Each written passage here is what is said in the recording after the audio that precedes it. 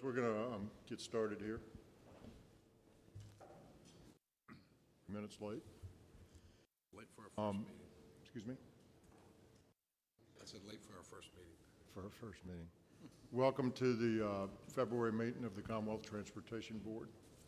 We're going to stand and do our Pledge of Allegiance, please.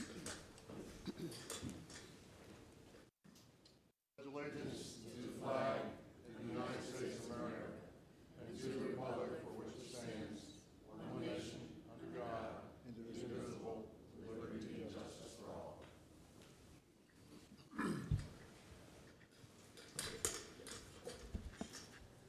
Before we get into the agenda, I want to make a few opening remarks and do a little housekeeping.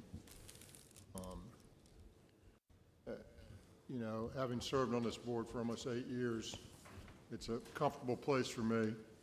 There's a lot going on in transportation that I'm just learning about, so I appreciate all the help that everybody gives me, and I'll continue to look for y'all's help to guide me and give me advice and counsel, whether it's about things that come before this board or other matters that have to do with the Commonwealth and transportation. So I'm really honored to be here, sort of surprised. I was not looking to be here, but I'm here and honored and glad to do so. I will tell you that my predecessor has been nothing but professional and helpful to get me started, which I very much appreciate. She was just, you know, not only professional, but just a heck of a lady in trying to get me up to speed and doing that sort of thing, as well as Deputy Secretary Donahue similarly. So I really do appreciate that, and I hope that they will continue, if they hear me, they will continue to give me help and comfort and aid as they see fit. So it was really a nice transition. One lady that's not with us, but is in Orlando or on our way to Orlando, who's a real important person in our lives over the last number of years, is Brenda Crouch. Brenda retired recently. Her favorite place other than home is Disney World, and I think she's there probably by now almost. She should be there. She's close. I understand she stopped in to see Pedro on the way down, and as every good north-south traveler should do down 95. But Brenda has been, you know, part of our life for many years here, and so we'll find an appropriate way to get her back with the board and have a little bit of fun with her. Having said that, you noticed on the agenda it's a little bit different in terms of scope and size, and some of that is just serendipitous. Some of it is by plan. We're going to try to stay as focused as we can in the lanes that we're supposed to be in. The agenda has timed units on it now. We're going to try to stick to those times. We've worked with our staff to try to ensure that we streamline our presentations in a way that not only gives us the information that we do need, so we're not looking to limit the information, but gives it to you in the most efficient way that we can give it to you, so that you can spend more of your time doing other things outside of the meeting itself. So that's the plan. We've also separated the committee meetings, as you know. When I was here, I heard a fair amount about the desire to be in various committees that met at the same time. And so I separated them so that anybody can go to any meeting. We are going to formalize those committees a little bit. I'm going to select the chairman of each committee, whose responsibility will be to run the meeting with the staff that is provided, but also to do a little bit of reporting back to this meeting, to just give us an idea of what they went through and what's coming up and what's important.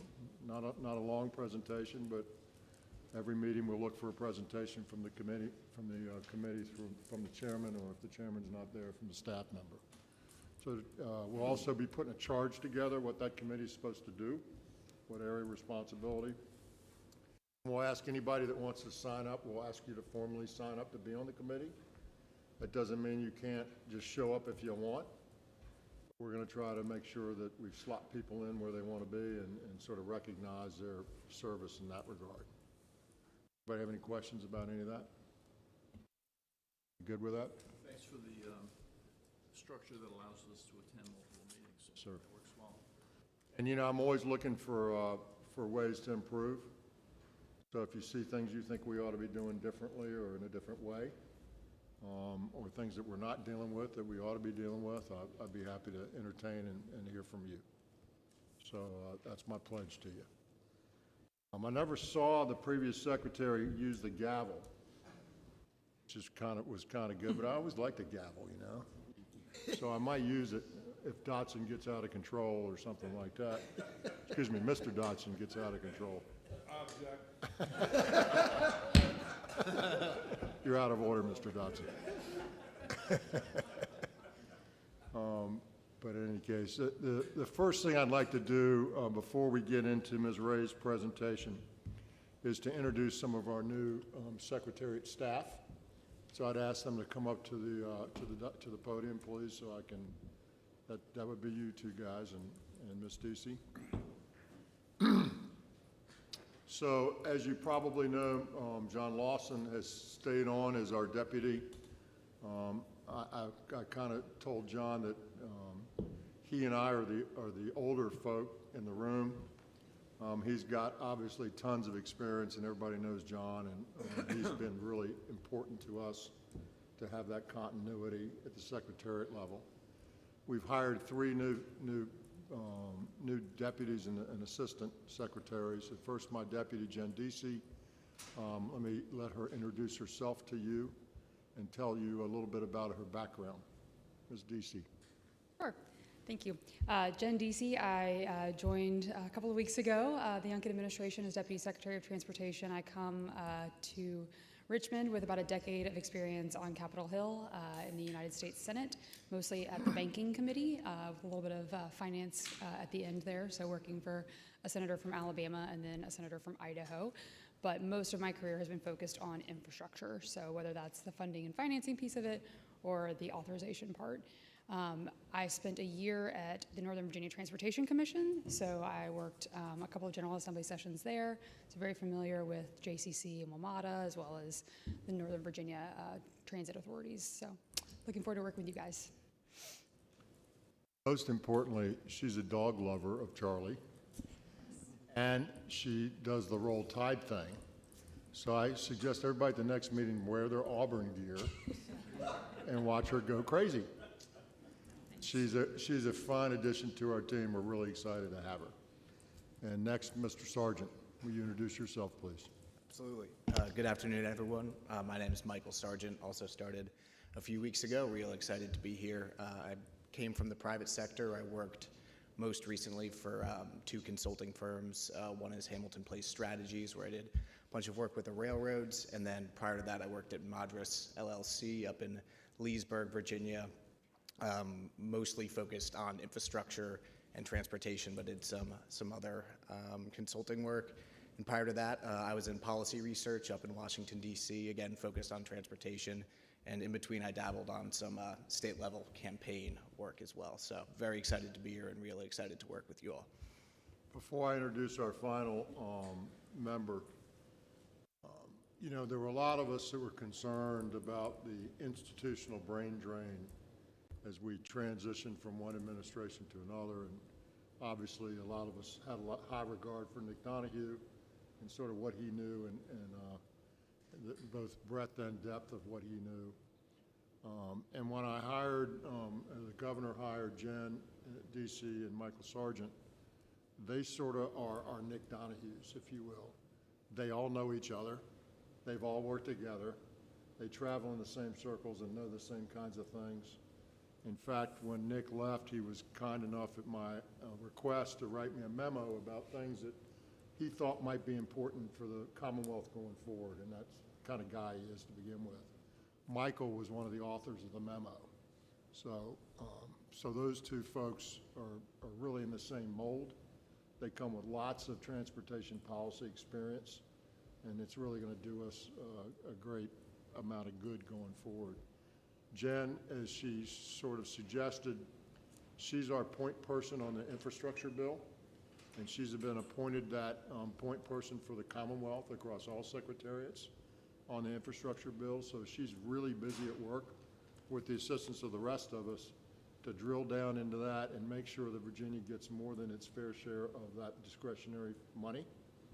And so that's really her main focus in the next number of months, and she'll be helped by Michael and myself and John and all the rest of us, frankly.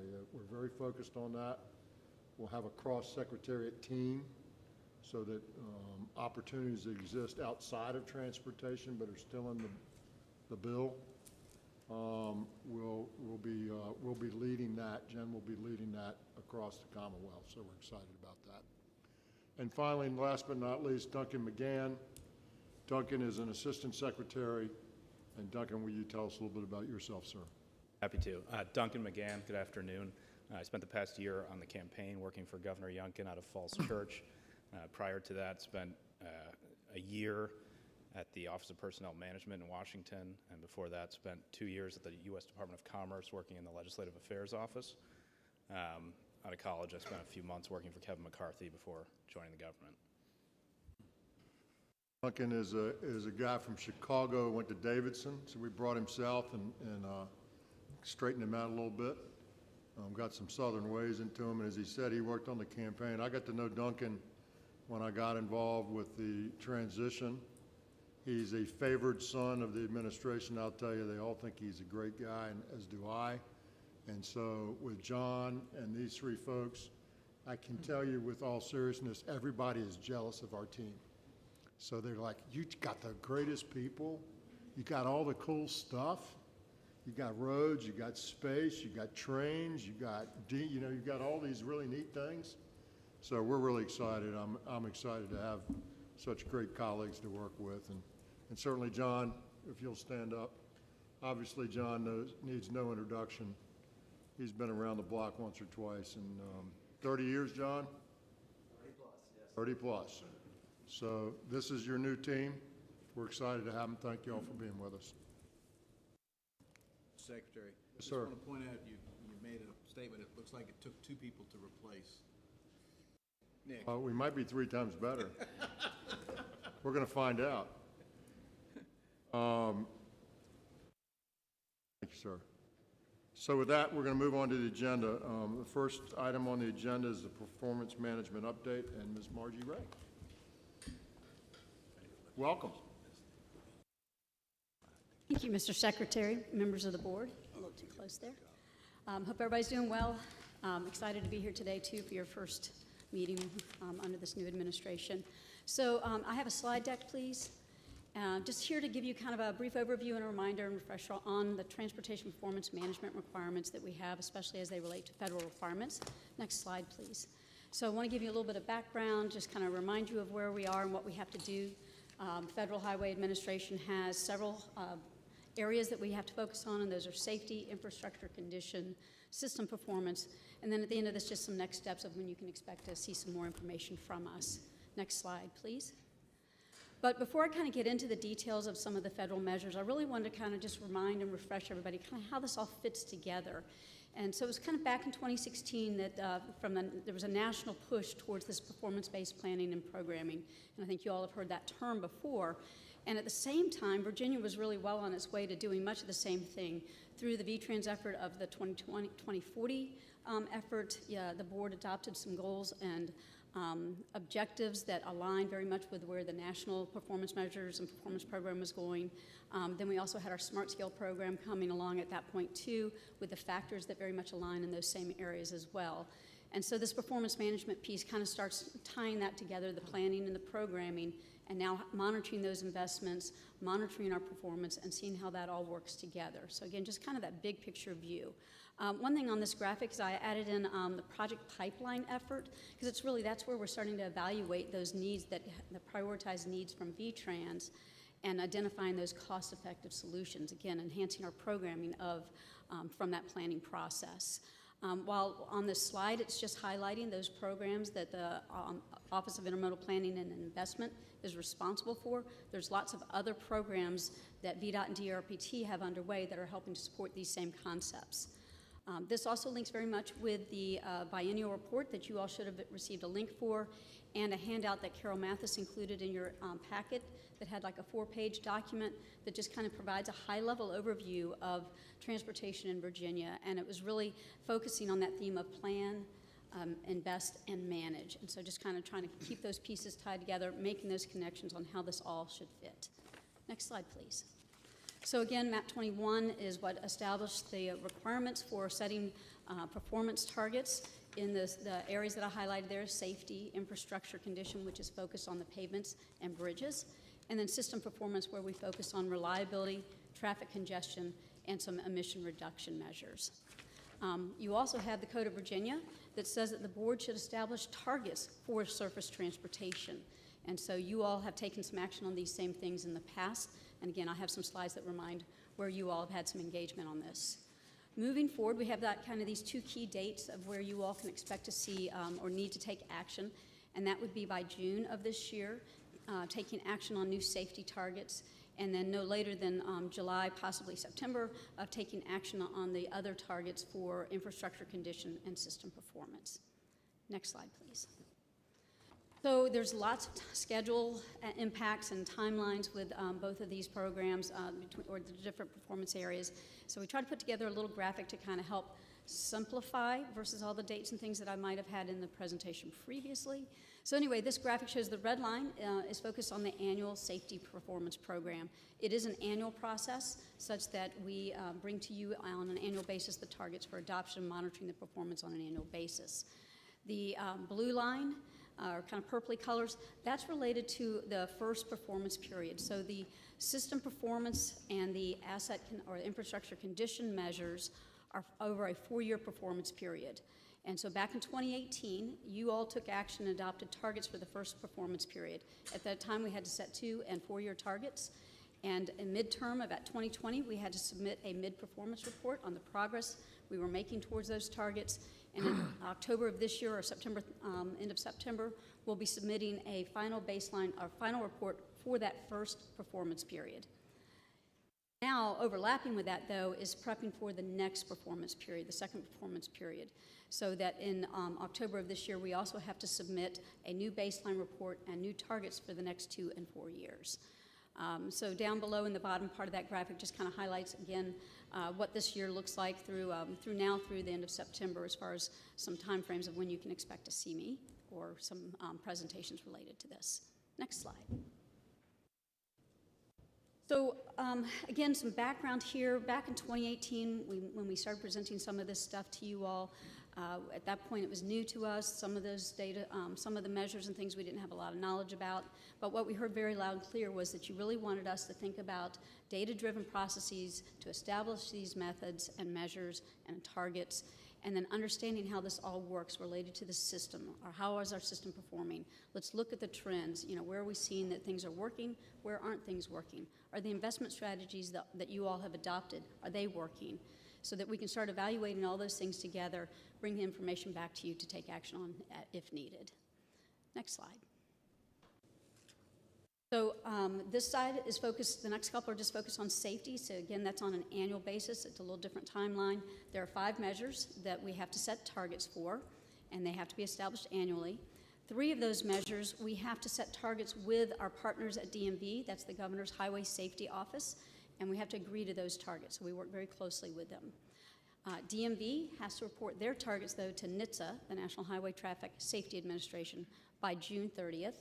But VDOT has to report their targets to the Federal Highway Administration by August 31st. So that's what's kind of driving our schedule moving forward. In addition to these the requirements of setting targets, FHWA also has a process where they're evaluating our performance. So they call that the determination of significant progress. And basically they're trying to check, or they're checking to see if we have achieved our targets or at least improved above the baseline conditions, such that we're making progress on those towards our targets. There are some consequences depending on the measure and the level of, not deficiency, but like, for example, with bridges, we have a good performance and a poor performance. There's more repercussions if you're not meeting your poor performance. So it's just, there are consequences. Next slide, please. So these are the 5 measures in the left-hand column. So the number of fatalities, the rate of fatalities, the number of serious injuries, and the rate of serious injuries. and then the number of non-motorized fatalities and serious injuries. The first three are the ones that we have to work with DMV and agree to the target for those measures. On the right-hand side is actions that you all have taken. So back in, you all have been adopting these targets for a number of years, but 2020 was the first year where you adopted the targets using a data-driven process. If you all recall, it's been, not everybody's been there for this, but we have a statistical model that's been developed. We take into account a lot of socioeconomic factors into that model and try to predict what our future baseline conditions are going to be. Now, that's only on an annual basis. And from that, we also look at the infrastructure investments that we have underway through Smart Scale and the Highway Safety Program and come to you all with a proposed target. So again, that's what we'll be bringing back to you later this spring. But out of that effort and the data that we were looking at, we were able to highlight to you all, and I think this is really one of the big benefits out of having to dig into these federal measures, is that, you know, we showed that some the benefits of some of the investments are greater than others. And so you all have now taken action just as recently as January on a strategy for investing in those systemic safety improvements, and just a couple examples across the bottom there. The other thing, too, that I think it was that came about out of this was a greater emphasis on safety, and in 2020 and 2021, the General Assembly provided some additional funding and also had that requirement of the board adopting those investment strategies. Right, next slide, please. So now shifting to the infrastructure condition and system performance. Again, this is the process that's over a 4-year cycle, so we have to set 4-year targets for all the measures, 2-year targets for some of the measures. For each of those, we have this process of establishing a baseline report with the targets. Then we have this mid-performance report.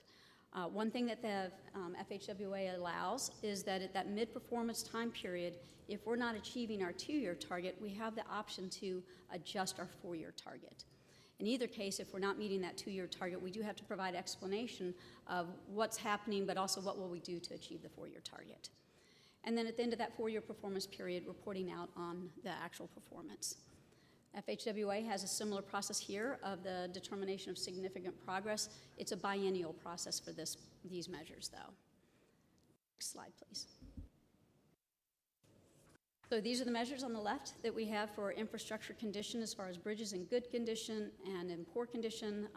Then on the pavement side, we have it for the interstate in good and poor condition, and on the non-interstate NHS. So some of the federal measures we have some limitations with, and so just to highlight here that the federal measures focus only on the national highway system. Well, you can see from the little charts there on the bottom right that the national highway system really represents a small portion of the network for which VDOT is responsible for. So we wouldn't want to use the federal measures or federal measures and targets necessarily to help drive our investment strategies. So at about the same time that you adopted the initial targets back in 2018, VDOT undertook that comprehensive review of their operations and maintenance programs, and in 2019, you all adopted new statewide targets for the VDOT maintained network and measures and targets rather than just focusing on the federal measures. So again, one of the key limitations for the federal measures for this area. So we, one thing too, and I mentioned that significant progress determination. In 2020, it was determined that we had not achieved the performance for the bridges in good condition, and the board took action to revise the targets for that in 2020. There were some really good reasons. Some of it was a data quality issue. We identified some problems there. We also, another limitation with this measure is that we have to also include bridges that are owned by others. That can be federal bridges and all the border bridges. And so we had made some assumptions on how their condition was that we had to adjust for once we got the data. There's a little bit of a timing issue there, sometimes of getting that data so that we can incorporate it into our analysis. But it's working, and we made that adjustment as needed. Next slide, please. So shifting to the system performance measures. So they're focused, the first couple are focused on the reliability, then traffic congestion, and then the bottom ones are on the emissions reductions. So again, some limitations here is that it is focused only on the national highway system, the interstate and the non-interstate. And then the ones with the annual hours of peak hour, excessive delay, non-single occupancy vehicles, and the emission reductions, those are only required in the National Capital Region, and we work with the Transportation Planning Board on those. It is actually those measures, we have to agree to targets for several of those, and TPB works very closely then with Maryland DOT, DC DOT, and Virginia to come to agreement on those targets. The bottom of the list there is greenhouse gas emissions. There was actually one proposed 4+ years ago. It was eliminated. It's being re-looked at, and we anticipate some proposed rulemaking. They'd said February, but sometime soon we'll hear a little bit more about what that greenhouse gas emissions measure could look at. Don't know if it impacts this performance period, so we'll certainly bring back more information to you when it's available. But one of the challenges with this measure, too, is we had to use data that was required or provided by FHWA. And at the time that we started this process, we only had 2 years of historical data. So it's very difficult to really look and see what's happening with that data. So when we brought the targets to you all back in 2018, we told you then that we didn't think it was the best measure for Virginia, nor did we think that we could really do as robust an analysis given the limitations of the data and understanding the data. The reliability measures are something that's relatively new nationally and really looking at it in a different way. So what we anticipate is coming back to you again and show you the great progress that's been happening in this measure area next month actually for the reliability measures. So again, data-driven methodologies start looking at this. That significant progress determination back in 2020, we also did not achieve the targets for the truck travel time reliability index or the percentage of non-SOV travel.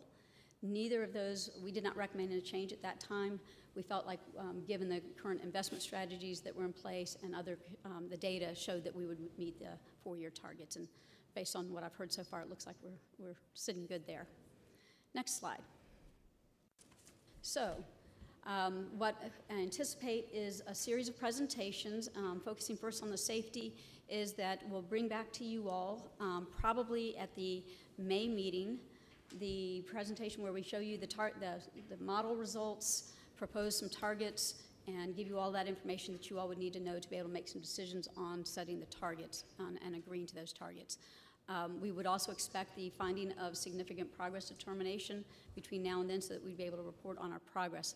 That significant progress determination is for the 2020 targets, though. It's always kind of a year plus behind. And what you're going to be adopting, though, would be targets for 2023, so just understanding some timeframes there. We did just recently kick off development of the new statistical this year's statistical model, so that's well underway. In June, requesting that you all adopt such that DMV and VDOT can submit their targets and reports as appropriate. Next slide. So the schedule then for the infrastructure condition and system performance targets, next month we intend to bring a presentation related to the reliability measures, especially the proposed methodology for the interstate reliability measure. We've created a model to help us understand how we're performing. And then through a couple of other presentations, giving you all some background information on each of the performance areas, a little more depth of how we're setting the targets, the baseline data and performance of how we've gone so far, and then in June, presenting to you all the final set of targets that the staff recommended targets for your adoption at the July meeting, allowing us to submit the reports in September. Any questions? Mr. Secretary? Sir, Mr. And Miller. thanks for the report. I didn't see any updates on the fatalities because when we last got a report on fatalities, we did not meet our goal.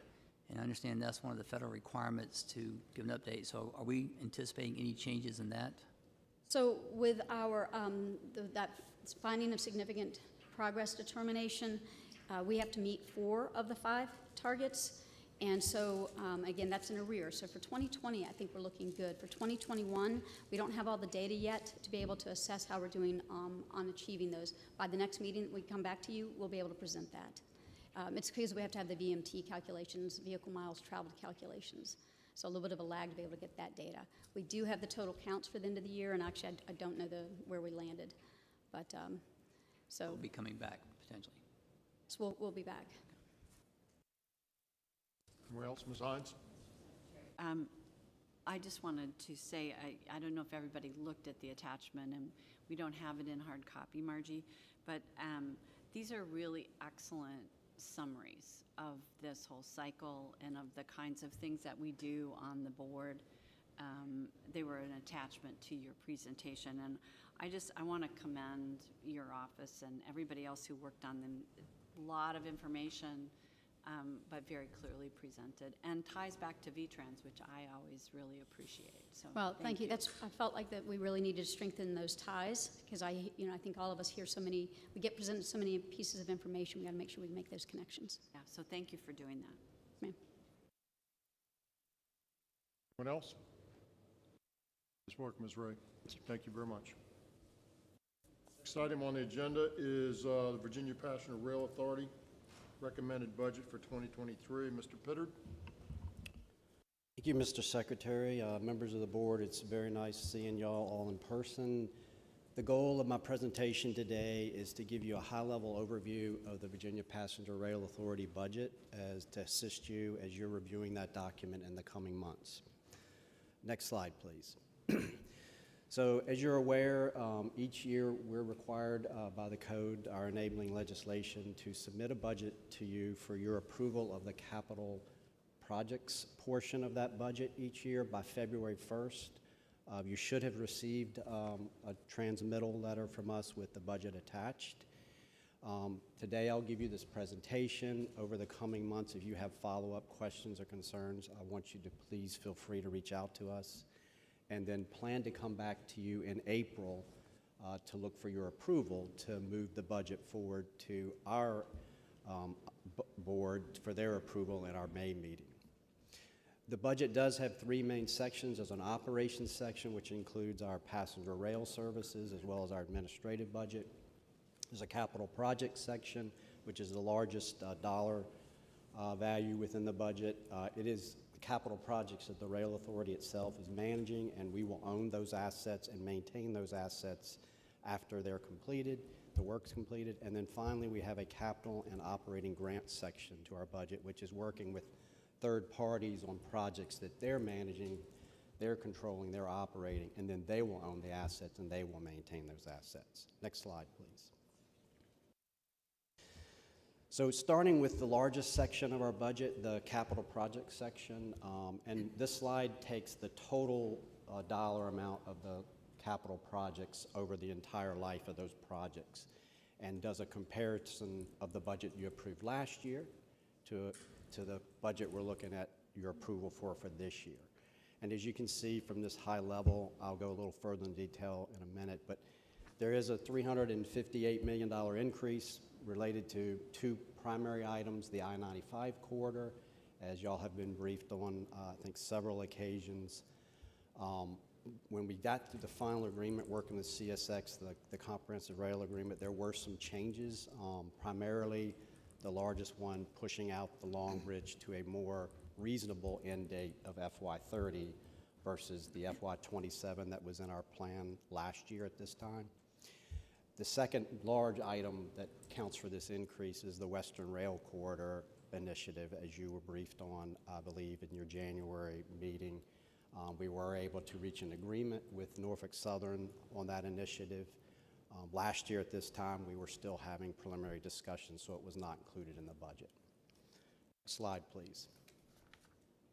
So drilling down a little bit on those two larger items, the I-95 corridor program, I do have a few call-out items. The first 5 lines here are the adjustments to the Comprehensive Rail Agreement. You see the Long Bridge increase. There was the next 3 line items were some project delineation as far as the boundary of where the project ended and started, so really just reclassifications. And then additionally, for all the service that we were adding as a result of the transaction, there was the need for a layover facility here in the city of Richmond for that final tranche of service to be initiated. So that's a new item as a result of the CRA.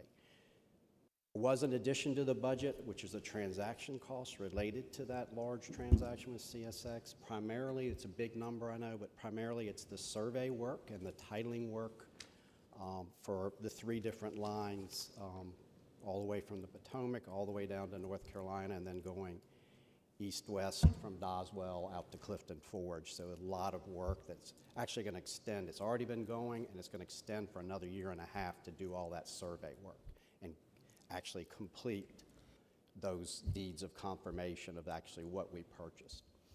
The next item we have here is just really a gross up of two items, two bridge projects that we included just the VPRA funding in our budget last year. This year, since all that funding will flow through our financial control environment, we included our partners, some stakeholders' funds that will come to us, and then we will use those funds to go out and execute the project. So that's really gross up there. Amtrak new equipment line item, this last year was included as a capital project, and this year it's been moved to a proper placement as a capital grant, because this is where when we create new service, we have to actually refurbish or purchase new locomotives, new train cars for Amtrak to run the service. And in this case, Amtrak will actually own that equipment and they will maintain it. So it's really properly classified as a grant. And the final item here is a new item to the budget also, which is in looking at the series of projects related to the I-95 corridor. We had some work going to Loudoun, and then there was the Route 1 bridge project work, and there was about a 1 to 2 mile stretch where we were doing 3 tracks, and we stopped, and then we picked it back up working on the Route 1 bridge. And looking at it, we determined that it made a lot more sense from an efficiency standpoint while we're out there to go ahead and finish that 1 to 2 mile section all the way to the Route 1 bridge. Next slide, please. This slide is the detail of the Western Rail Corridor program. I'm not going to go into detail. Once again, wasn't in the prior year budget and in the current year budget. I think we've talked about that at the last meeting. Next slide, please. This takes the capital projects budget and details out the actual annual expenditure plan and compares that annual expenditure plan in last year's plan to this year's plan. And what you see, the main point here is you see the blue items that you see in the middle in 25 and 26. That's where before we had Long Bridge, the majority of the expenditure is occurring. And you see in FY 27, in the current year plan, we're starting to get a larger amount of expenditures, and that's the movement of Long Bridge out to 27 to 30 in a more reasonable completion time frame. Next slide, please. So how are we going to pay for this capital project budget? So $4.1 billion. At a real high level, there's 4 large sources of funding. We have the dedicated VPRA funds. We have a funding agreement with Amtrak for about 20%. Funds that this board has allocated previously account for about 20% of the plan. And then on top of that, the I-66 inside the Beltway toll facility will account for just under 20%. And the other sources, it's a variety of other sources. I will say the local funds, there's an NVTA grant for about $24 million there for the bypass. We also have VRE, who benefits significantly from the I-95 corridor program, is also contributing a significant portion of funding to the project. Next slide, please. So moving on to the capital and operating grants section of our budget. And this is really year over year. It's 22 total compared to 23 total. And there is a slight increase of $43 million between the 2 years. And what I'll call out here is last year, you'll recall, there was some discussion about station state of good repair and ADA compliance at the stations. And we went back and we did a slight amendment to our budget. And I did want to call out that between that amended budget from last year and the current planned budget, we have added further increases to those categories of $23 million. In addition, the other call out here is the addition of the Western Rail Corridor grants. There are some parts of that program, the Western Rail Corridor, that are grants where, like in Roanoke Yard, they're going to do improvements. They'll own those improvements and maintain those improvements. Next slide, please. Similar to before, this is the annual spend plan going out for the next 5 years, year over year comparison. And here, what's going on is the addition of Western Rail Corridors, as some upfront costs that we plan to have in FY23 on those grants. And then, in addition, because we did the I-95 corridor program, VREs had some efficiencies gained and some projects they were going to work on. They had to go back and rework their capital plan, and they actually are able to expedite some of their projects, and you're seeing a little bit increased expenditure there from Virginia Railway Express. Next slide, please. Once again, this is how those capital grants are funded. Three sources I'm going to call out are dedicated VPRA funds, about half. We have CTB allocated funds that are allocated to the rail authority. And then we also have CTB allocated funds that are allocated directly to other grantees. And in this case, it's Virginia Railway Express, where they've come in and applied for smart scale funds. They also have gotten some CMAQ funds allocated at their MPO level. So that's essentially the detail of the three. Y'all obviously have 50% of these grants, which then you have allocated or asked us to manage these grants. So working with VRE, we will oversee the grants on your behalf. The funding will flow through our financial system of controls. Next slide, please. So finally, on our operations budget, we did have about an $8.8 million increase from 22 to 23 for our operations budget, and this is on an annual level. The drivers in that increase, we had a decrease as a result of we expecting our revenues to tick back up from where we've been with the pandemic levels. And then on top of that, the federal credits that we've been receiving from federal pandemic relief funds, we've actually been fortunate, and those credits will extend on out into FY23. So that accounts for about a $12.4 million decrease, offset the other direction with a $14 million increase resulting from maintenance cost and access fees, and then also an increase in the VPRA administrative budget of about $5 million as we continue to ramp up. Before I leave this slide, I do want to point out, in the chart, I don't show a comparative to FY22. Last year, we essentially, and all the prior years working at Department of Rail and Public Transportation, we showed the Amtrak operations, the passenger service, we showed them net. We showed the net amount of funds we paid to Amtrak. And when we were doing the financial statements this year, it was determined we really need to be looking at gross revenues, gross expenditures, and really from a management perspective, it's what we should be doing too. So I don't have the comparator. It is an $8.8 million increase year over year in total. Next slide, please. So drilling down on the administrative budget is about a $5 million increase, just about doubling. The hiring plan for FY23, we show 39 full-time equivalents average for the year, and we show 21 was what we had built into the budget for FY22. That's not quite the total increase. I think, as everyone here knows, there's been a lot of pressure on hiring salaries, and so we had to go back and adjust slightly what our expectations were for hiring of our team. But the other item I'll point out this slide is the $10.2 million FY23 budget is 1.7% of the $595 million of anticipated total outlays for the year. Next slide.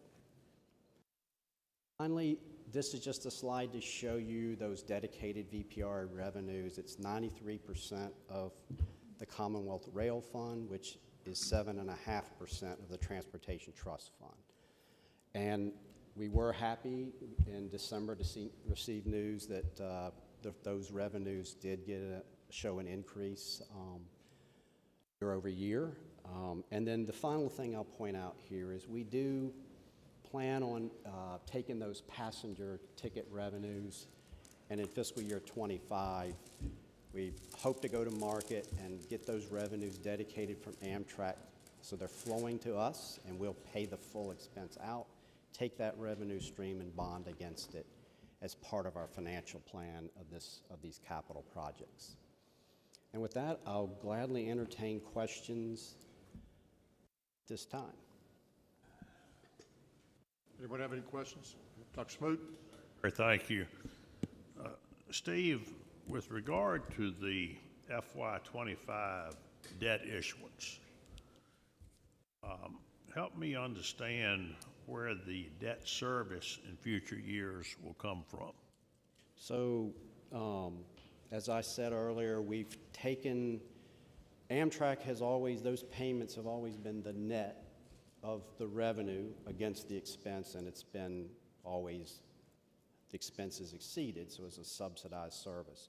What the plan is, and we've worked with Amtrak, and at a high level we have their agreement. We're working hopefully in the next 4 months to get it ironed out. But the plan is Amtrak to dedicate the passenger ticket revenues to us and actually send us the full amount of revenue. We will then pay them for the full cost using those dedicated VPRA revenues, and then we'll take the passenger ticket revenue stream and bond against it. Okay, so why is it only showing in 25? That's the date. I only showed the date of issuance there because otherwise it's in the operating budget, and I just wanted to make the point. Thank you. And I'll add, Mr. Smoot, if I may, we're not, by code, we are not allowed to take our dedicated Virginia Passenger Rail Authority revenues and bond against them. Other questions? Mr. Williams? Oh, sorry. Mr. Kasperowitz?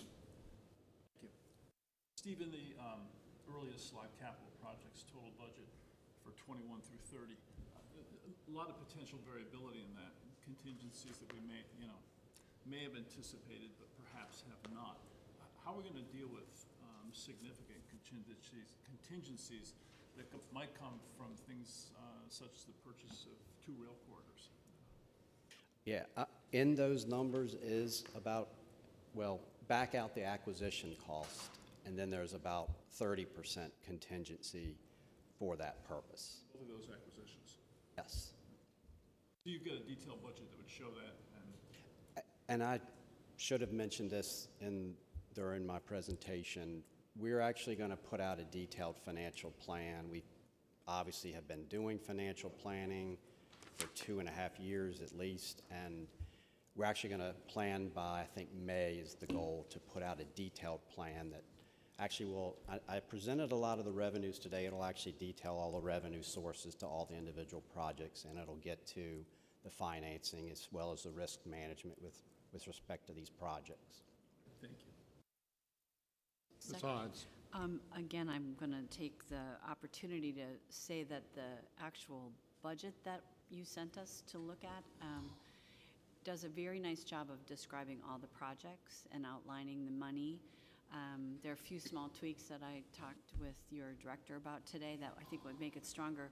But for people who have been having trouble keeping track of what we're actually doing, it's a really great document. And so I do want to commend you and your staff, Steve, for getting that done in such a great way.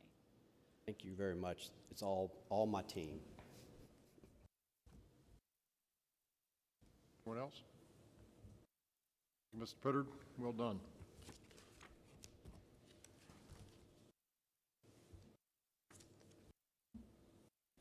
Next item on the agenda is the Highway Traffic Noise Guidance Manual. Ms. Deem. Afternoon, Mr. Welcome. Secretary, Nice to members see of you. the board. Good to see you. So if I could have the slides, thank you. So this is an informational briefing for the board. This is pursuant to the noise abatement policy of this board, which states that any update to the noise guidance manual will be briefed to the board. So any update. So I just want to underscore that. The manual was last updated in February of 2018, and so the cadence we work through as we assemble updates, whether they be from new best practices, FHWA guidance, or specific circumstances that we learn from on projects, we collect those, and once we have a few reproduce a manual update. The target for this manual are consultants or those who are working for contractors to do noise analyses to ensure consistency in how those are done for all projects. I will also note that Federal Highway has reviewed these noise manual updates and found them to be appropriate and consistent with the federal noise regulation as well as best practices. So in laying that context, I'll just walk through with you the 6 updates that are incorporated in this noise manual version update. Next slide. So the first is termed in-kind noise barrier replacement. So essentially, if we have a project that's going to impact an existing barrier, the streamlines the approach for looking at relocation of that barrier. It underscores the need to provide the same or better protection to the receptors behind that barrier, that we're receiving that protection from the existing barrier. Next is what we call activity category C. So that's a land use categorization specifically for recreational areas, and this was born from an FHWA fact sheet that just provided guidance for how to incorporate usage data into assessing this category of land use. So it allows us to clearly look at areas that experience no use or seldom use, and conversely those with a lot of use, and incorporate that into the analysis. It also makes clear that recreational uses that are not noise sensitive should not be considered. So for example, motor what are they called? Motor sports parks, sorry I haven't been to one, or outdoor concert venues. So it makes clear that those aren't necessarily noise sensitive. The next is termed the date of public knowledge, and you can think of that as synonymous with the approval date for the NEPA document. So where that's important is that it says the noise regulations require that building permits be in hand by the date of public knowledge. So if we're assessing land use that is yet to be developed, we will incorporate that to be developed land use if it is known by the date of that NEPA document approval. So the clarification here is mainly around NEPA document reevaluations, because that does occur over time, and there can be confusion over does that date of public knowledge change or not. Okay. Next slide. It's a very simple one. The traffic noise model is a required model that we use for these analyses, and each manual has listed the current version, so we've added this language about the latest approved noise model, so there's no confusion about using older versions should a new one be issued. Next, VDOT rest areas. It makes clear in this update that these are considered short-term transportation-related land uses, so they're not considered noise sensitive and aren't incorporated in the analysis.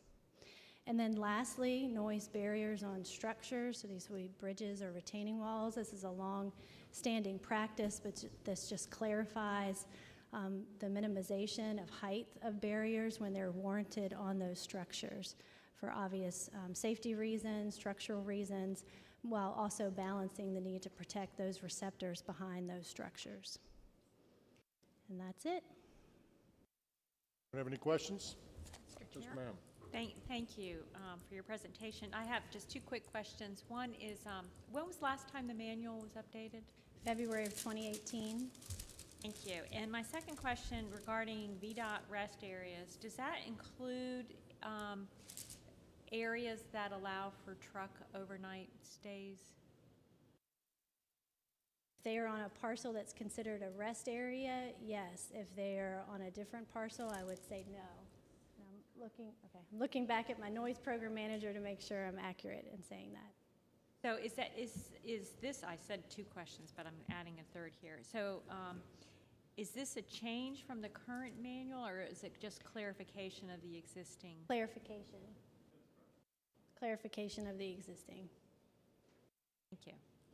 Mr. Secretary, Todd? this is not about this presentation, but this presentation raised a question for me that I wanted to bring up today. One of the things that happened in Northern Virginia when the 66 project inside the Beltway first started was that many of the sound walls were in terrible condition. And my question for you is, do we have a condition assessment for sound walls? And do we have a plan when things begin to deteriorate about how we're going to replace them, rather than what has happened in Northern Virginia is basically it's been, by the luck of the draw that we were doing something else on the road and we could incorporate replacement of the sound walls. So it's sort of a longer term, they're special structures in a different way than the big special structures that we looked at before. Rich? Mr. Chairman, Ms. Hines, I would say part of our ordinary maintenance is they're an asset. They need to be inventoried. They need to be updated, and at some point in time that they will likely need to be rehabilitated. That's a part of the ongoing comprehensive review. That's one of those items that we did not get to, but it's a part of our ordinary maintenance elements that are going to have to be taken a look at. And what is that investment strategy in the long term? We have a number of sound walls, not only in Northern Virginia, but Hampton Roads as well, that are in the same conditions that will likely need to be replaced, and there's a cost associated with that. So it's stage 2 or stage 3, yes. Okay, great. Thank you. Mr. Commissioner, is there a guideline on the useful life of a sound barrier is? I know it's probably different depending on the actual sound barrier and where it is, but is there sort of a rule of thumb we use? Mr. Chairman, I don't have that answer for you, but I would suppose that, yes, every asset has a useful life, as you said, depending upon the type of material and its placement, but we can bring that back to you or the board. Just anecdotally, I think about the ones that I see, and the ones that I can think of generally look fairly good. There may be some ones You that had Ms. some really Ms. bad Hines ones sees, that but- were not doing But I've been some other mitigation. places, I've been some other places where they're eyesores.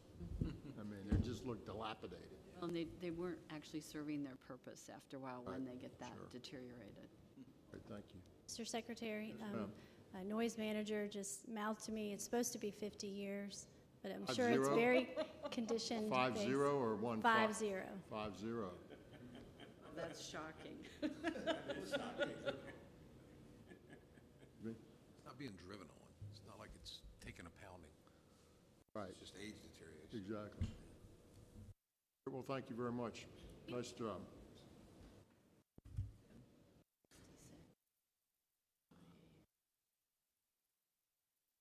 Mr. Dudley, Economic Development Access Program.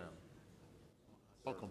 Mr. Secretary, members of the board, good afternoon.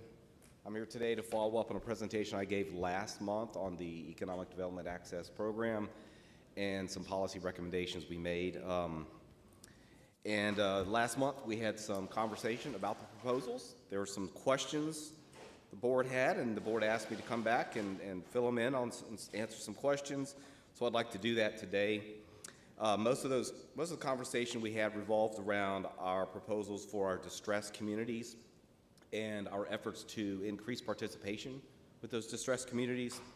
And there were some questions about why some of our bonded projects weren't meeting their required 5 years a time frame to provide us capital investment. So I'd like to touch on that today too.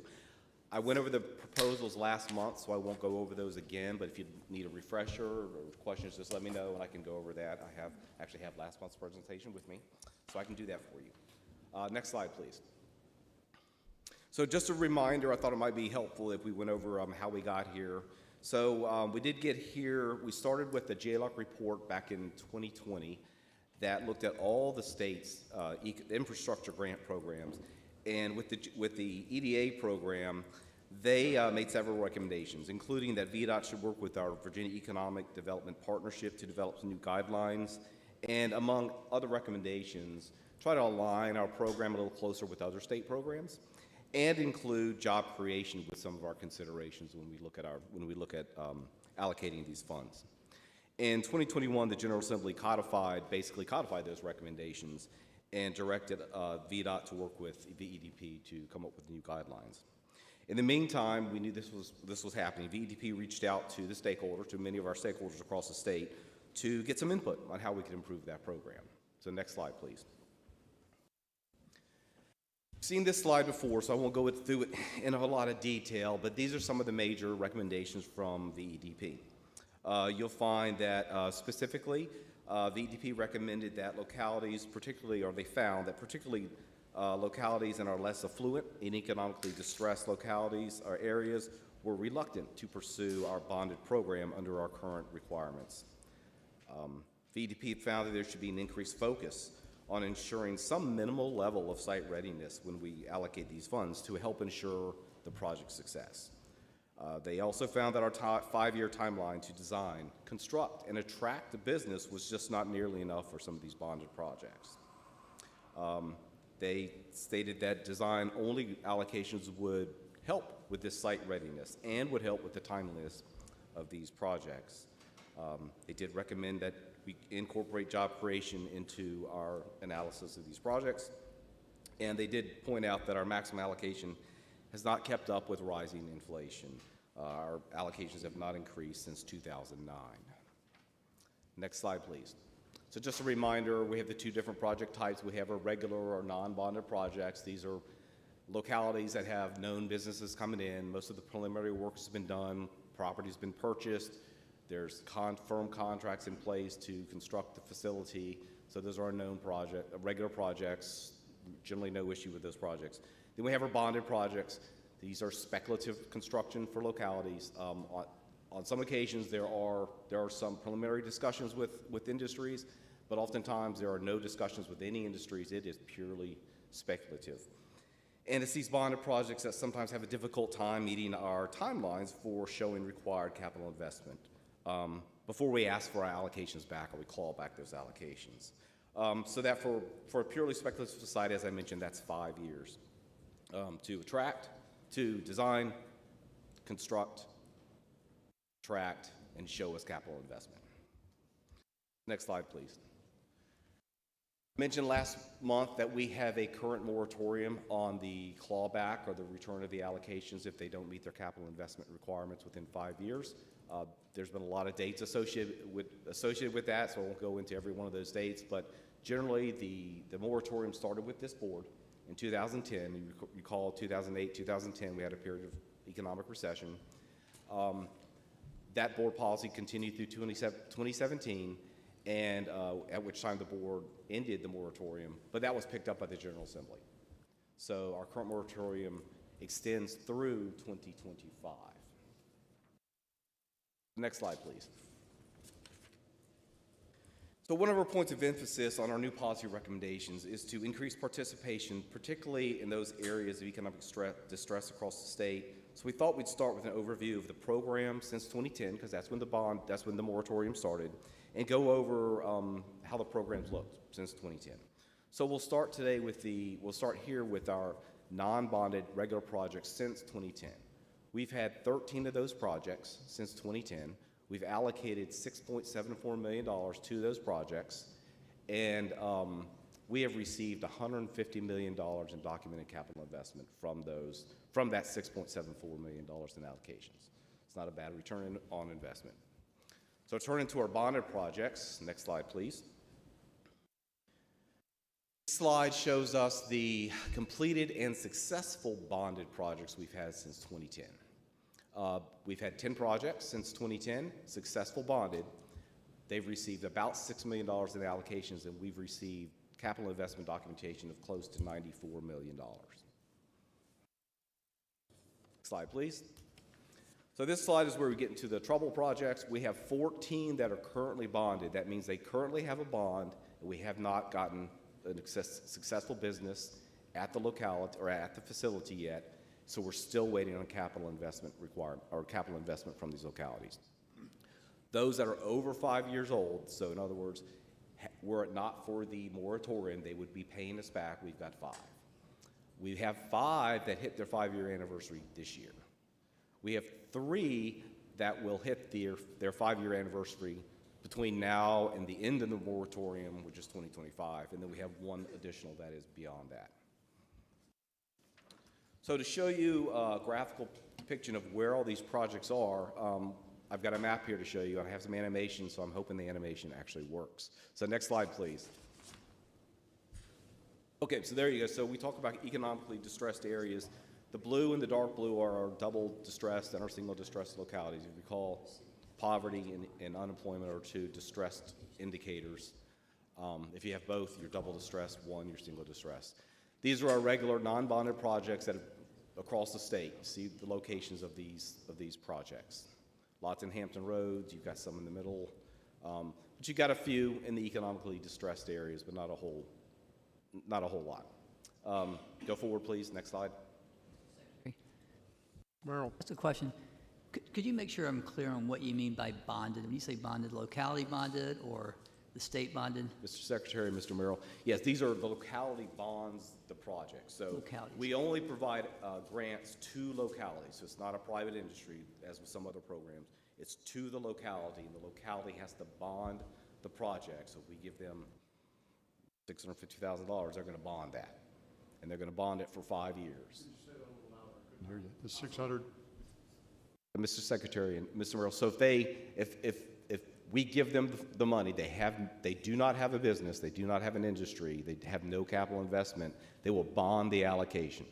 So in 5 years, they have 5 years to design, construct, attract, and then get the capital investment before we start clawing back the funds. So it is a local bond.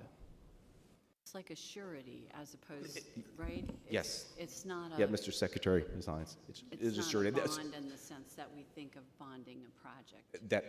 It's a surety. With surety, with a commercial surety. Right. Yes, sir. We have just for your information, we have never had to actually go and pull one of those at the bank. We've been on our way once, but we did not have to do it. That's right. Well, the one time we were on our way once, but that's another issue. That's another story. I think that's the key, not to get ahead of it, but the key part is most of these bonded projects are in the less affluent areas. And there's concern. Obviously, the General Assembly's gotten involved. We've gotten involved, where we're giving them more time, because otherwise we'd be calling those bonds, and it wouldn't have been a good situation. So these tweaks and these discussion is about how do we make this better, so that it's so we have better results out in those areas, without just sort of sending money out there that never comes back. Right? I mean, that's the basic goal here. Yes, sir, Mr. Secretary. So if we go forward with this slide here, please. So now we have our, I'm sorry, can you back up one? I don't think I hit the successful. So we have the successful bonded projects there in the diamonds there across the state. So we have our regular projects, then we have our successful bonded projects. I mentioned that there were 13 of those. You see those across the state. We do have a few in the economically distressed areas, not a whole lot. But if we go to the next slide or go forward, you'll see these are all our currently bonded projects. These are the ones that have not shown us capital investment documentation yet. Maybe they have not even attracted to business yet. You see, we've got quite a number in the distressed areas, but we have a big swath of the distressed localities that have no participation at all. So our proposals here are part of the point of our proposals are to, one, increase participation in those areas where we can. That's where we're reducing the capital investment requirements for these distressed areas. And two, where we do get participation, you see some of the participation here in the distressed areas, is to help them succeed, help make sure that they are ready to get the allocation so that they can succeed, and we don't have to claw back the funds in that time period. So next slide, please. So we did have some questions about, okay, so why aren't some of these projects succeeding? Why are these bonded projects just not attracting industry is within the 5-year time frame? So we asked the EDP to take a look at about the 10, the 5 oldest, and then the 5 that are turning in, the 5-year anniversary is this year, and tell us, what do you think? What's going on here? And we did find some themes here. First of all, we did find where 5 years just hasn't provided enough time to design, construct, and I've said this a few times, and attract the qualified business. Some of these, and this is first bullet there, some of these, the construction is underway for the road, or it's just wrapping up. See, Wythe County, they've had a great success in this facility right here, but it's taken them 10 years. But I think we'd all agree that's a pretty good success right there. And you're going to hear a little more about Wythe County here, I think, after me too.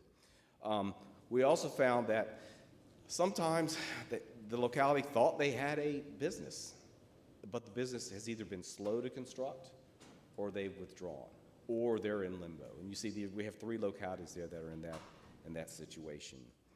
And then we've had other situations where it just appears that they really weren't ready to go. We had one situation where had they had natural gas to the site, it would have been a much, much better facility to attract folks.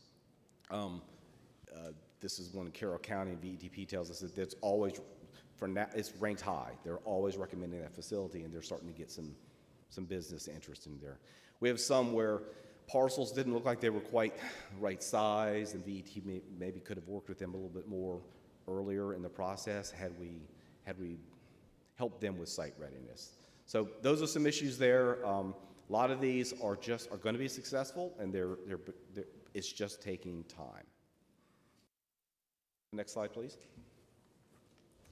So just a reminder of the policy recommendations. We had 5 basic recommendations: update the application process to address readiness and jobs created. So that's a little more coordination with VEDP up front so they can tell us, is it ready to go? Are they ready for the allocation? 2 is the increase the maximum allocation. We did find that these projects are getting to be more expensive. We haven't increased our allocation in a number of years. Let's go ahead and do that. 3, provide design-only grants.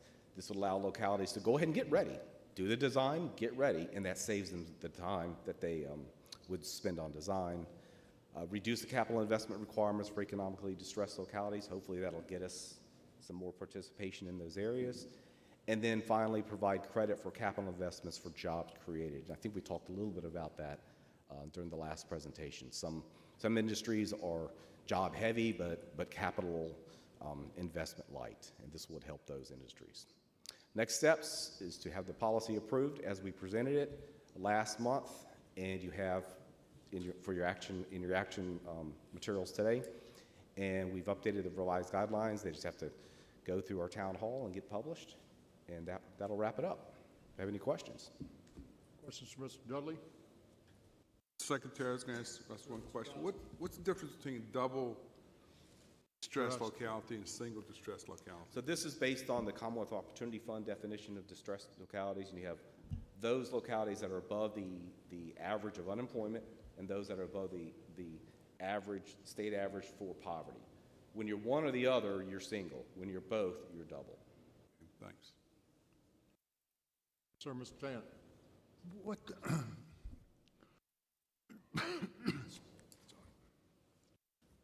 Sir, Mr. Johnson.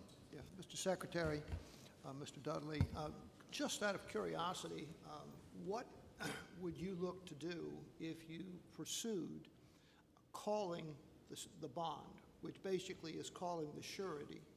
And usually the surety, when you put a bond together, looks to the financial capability of the institution. In this case, it would be the county or the town or whatever, to be able to pay off the bond. So why do you have the bond if ultimately you're going to have to go back to the facility itself to be able to get the indemnification that's provided by the bond? All you've got in the middle is a cost. Mr. Secretary and Mr. Johnson, so the bond requirement is part of the code requirement. So if we provide the funding without the capital investment, we shall have a surety.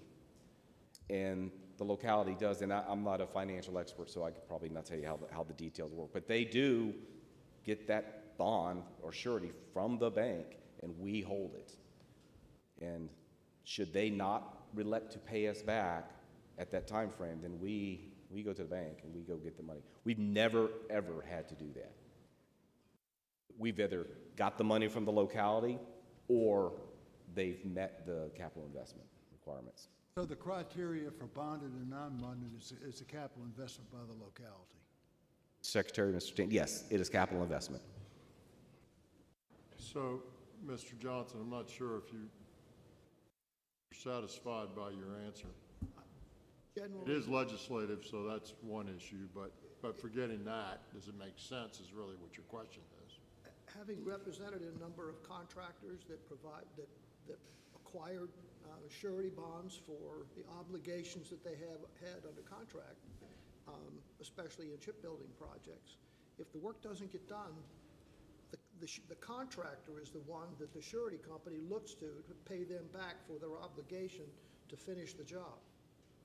So I sort of look at this in the same light, that the security, if you will, is the financial wherewithal of the institution, in this case the county, for their project that we've advanced them funds for. So I'm just saying, if we're going to claw that back, and right now we have a moratorium, but if we were to go forward and claw that back, effectively, we're paying the cost of the bond to get the project, and the ultimate security is going to be the facility that is getting the benefit of the project, even though they haven't gotten the project in the end. Anybody else want to jump in on?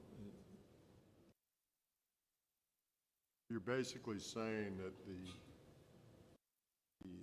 obligation is not back to a third party. The obligation is to the county. It flows back to the county directly. Mr. Williams. The bond, if I'm not mistaken, is the surety against the grant that we gave them to build the infrastructure that they did to use to attract the business there. Assuming they don't attract the business there, don't do anything, the surety pays us back what we spent on the grants. Mr. Secretary, Mr. Williams, that's exactly right. We get paid back our funds. I was pretty certain that's how it worked. It's pretty simple. And my point is, the surety, by making that payment under contract, is going to go back to the county to recover their money. Yeah, but that's different. That's not the problem of the grant program. That's why we have a moratorium. Okay. Yeah, exactly. That's the reason you see moratoriums in the budget. That's right. Pay it? And the surety's on the hook, not us. Exactly. So that's the insurance for us. That's right. That's how it works. Mr. Secretary, our goal is to never pull a bond, or never. Sure. Oh, exactly. If we're pulling lots of bonds, we don't have a good program. There's as much budget language written in the budget every year to stop one of those clawbacks as you can possibly imagine. Any other questions? Thank you, Mr. Dudley.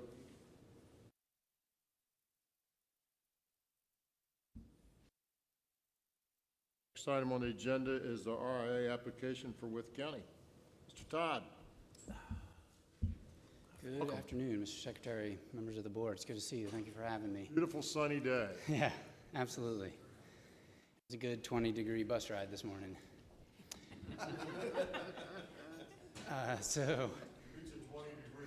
Yeah, absolutely. Just as by way of introduction, my name is Michael Todd. I'm a program director for the rail programs at DRPT, and I have a rail industrial access application from Wythe County that I'll present to you today. Next slide, please.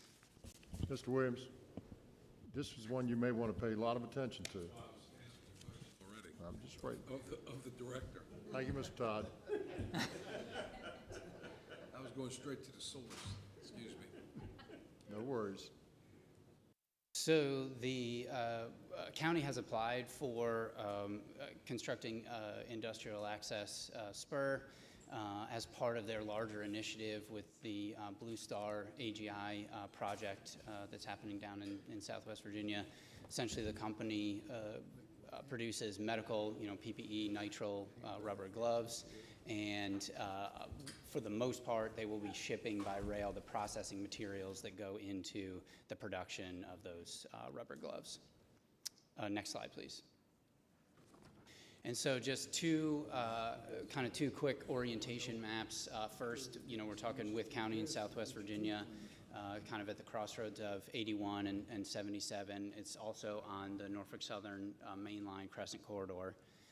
And then second, on the right, not to go into the details of all the different colored lines and everything, but essentially just to say that this is part of a much larger industrial park that's been, developed over the years in Wythe County. There are several existing buildings, several existing businesses.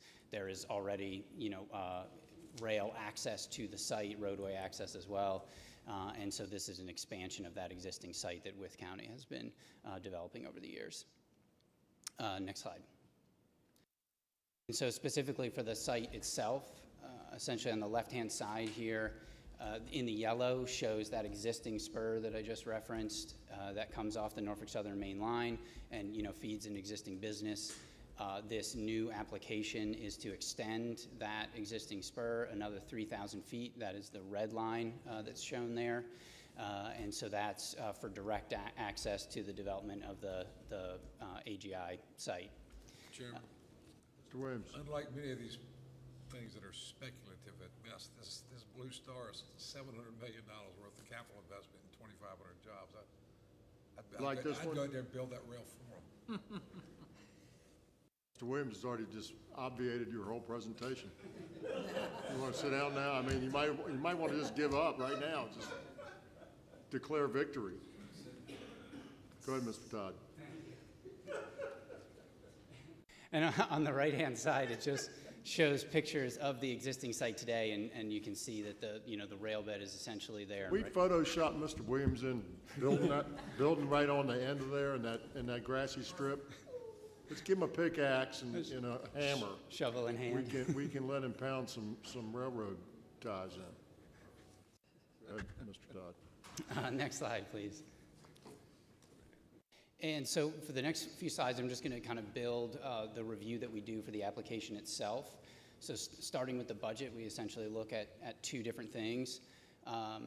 The relation of the total investment to the investment of rail. So in this case, the total investment is over $700 million. The portion allocated to rail is $1.6 million. And then we also evaluate the application based on the ratio of the request. So 1.6 million compared to 450,000 that's being requested. In both cases, it scores highly and scores 20 points in terms of the budget criteria for the application. We used to see them 4s and 5s. Next slide. We also look at carloads. We compare existing carloads to new carloads that are being introduced as part of the development. Again, it's a large increase, annually, and so it gets a score of 20 points as well. Next slide. Also look at employment.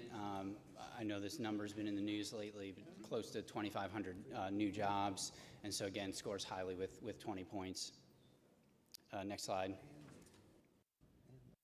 And then we combine all those things. There's one other category that we look at, which is if it's already a designated Virginia Economic Development site, which it is. So it gets another 10 points for that. So that is 70 total points. The minimum requirement is 50 points. And so this passes well above that minimum requirement. Next slide.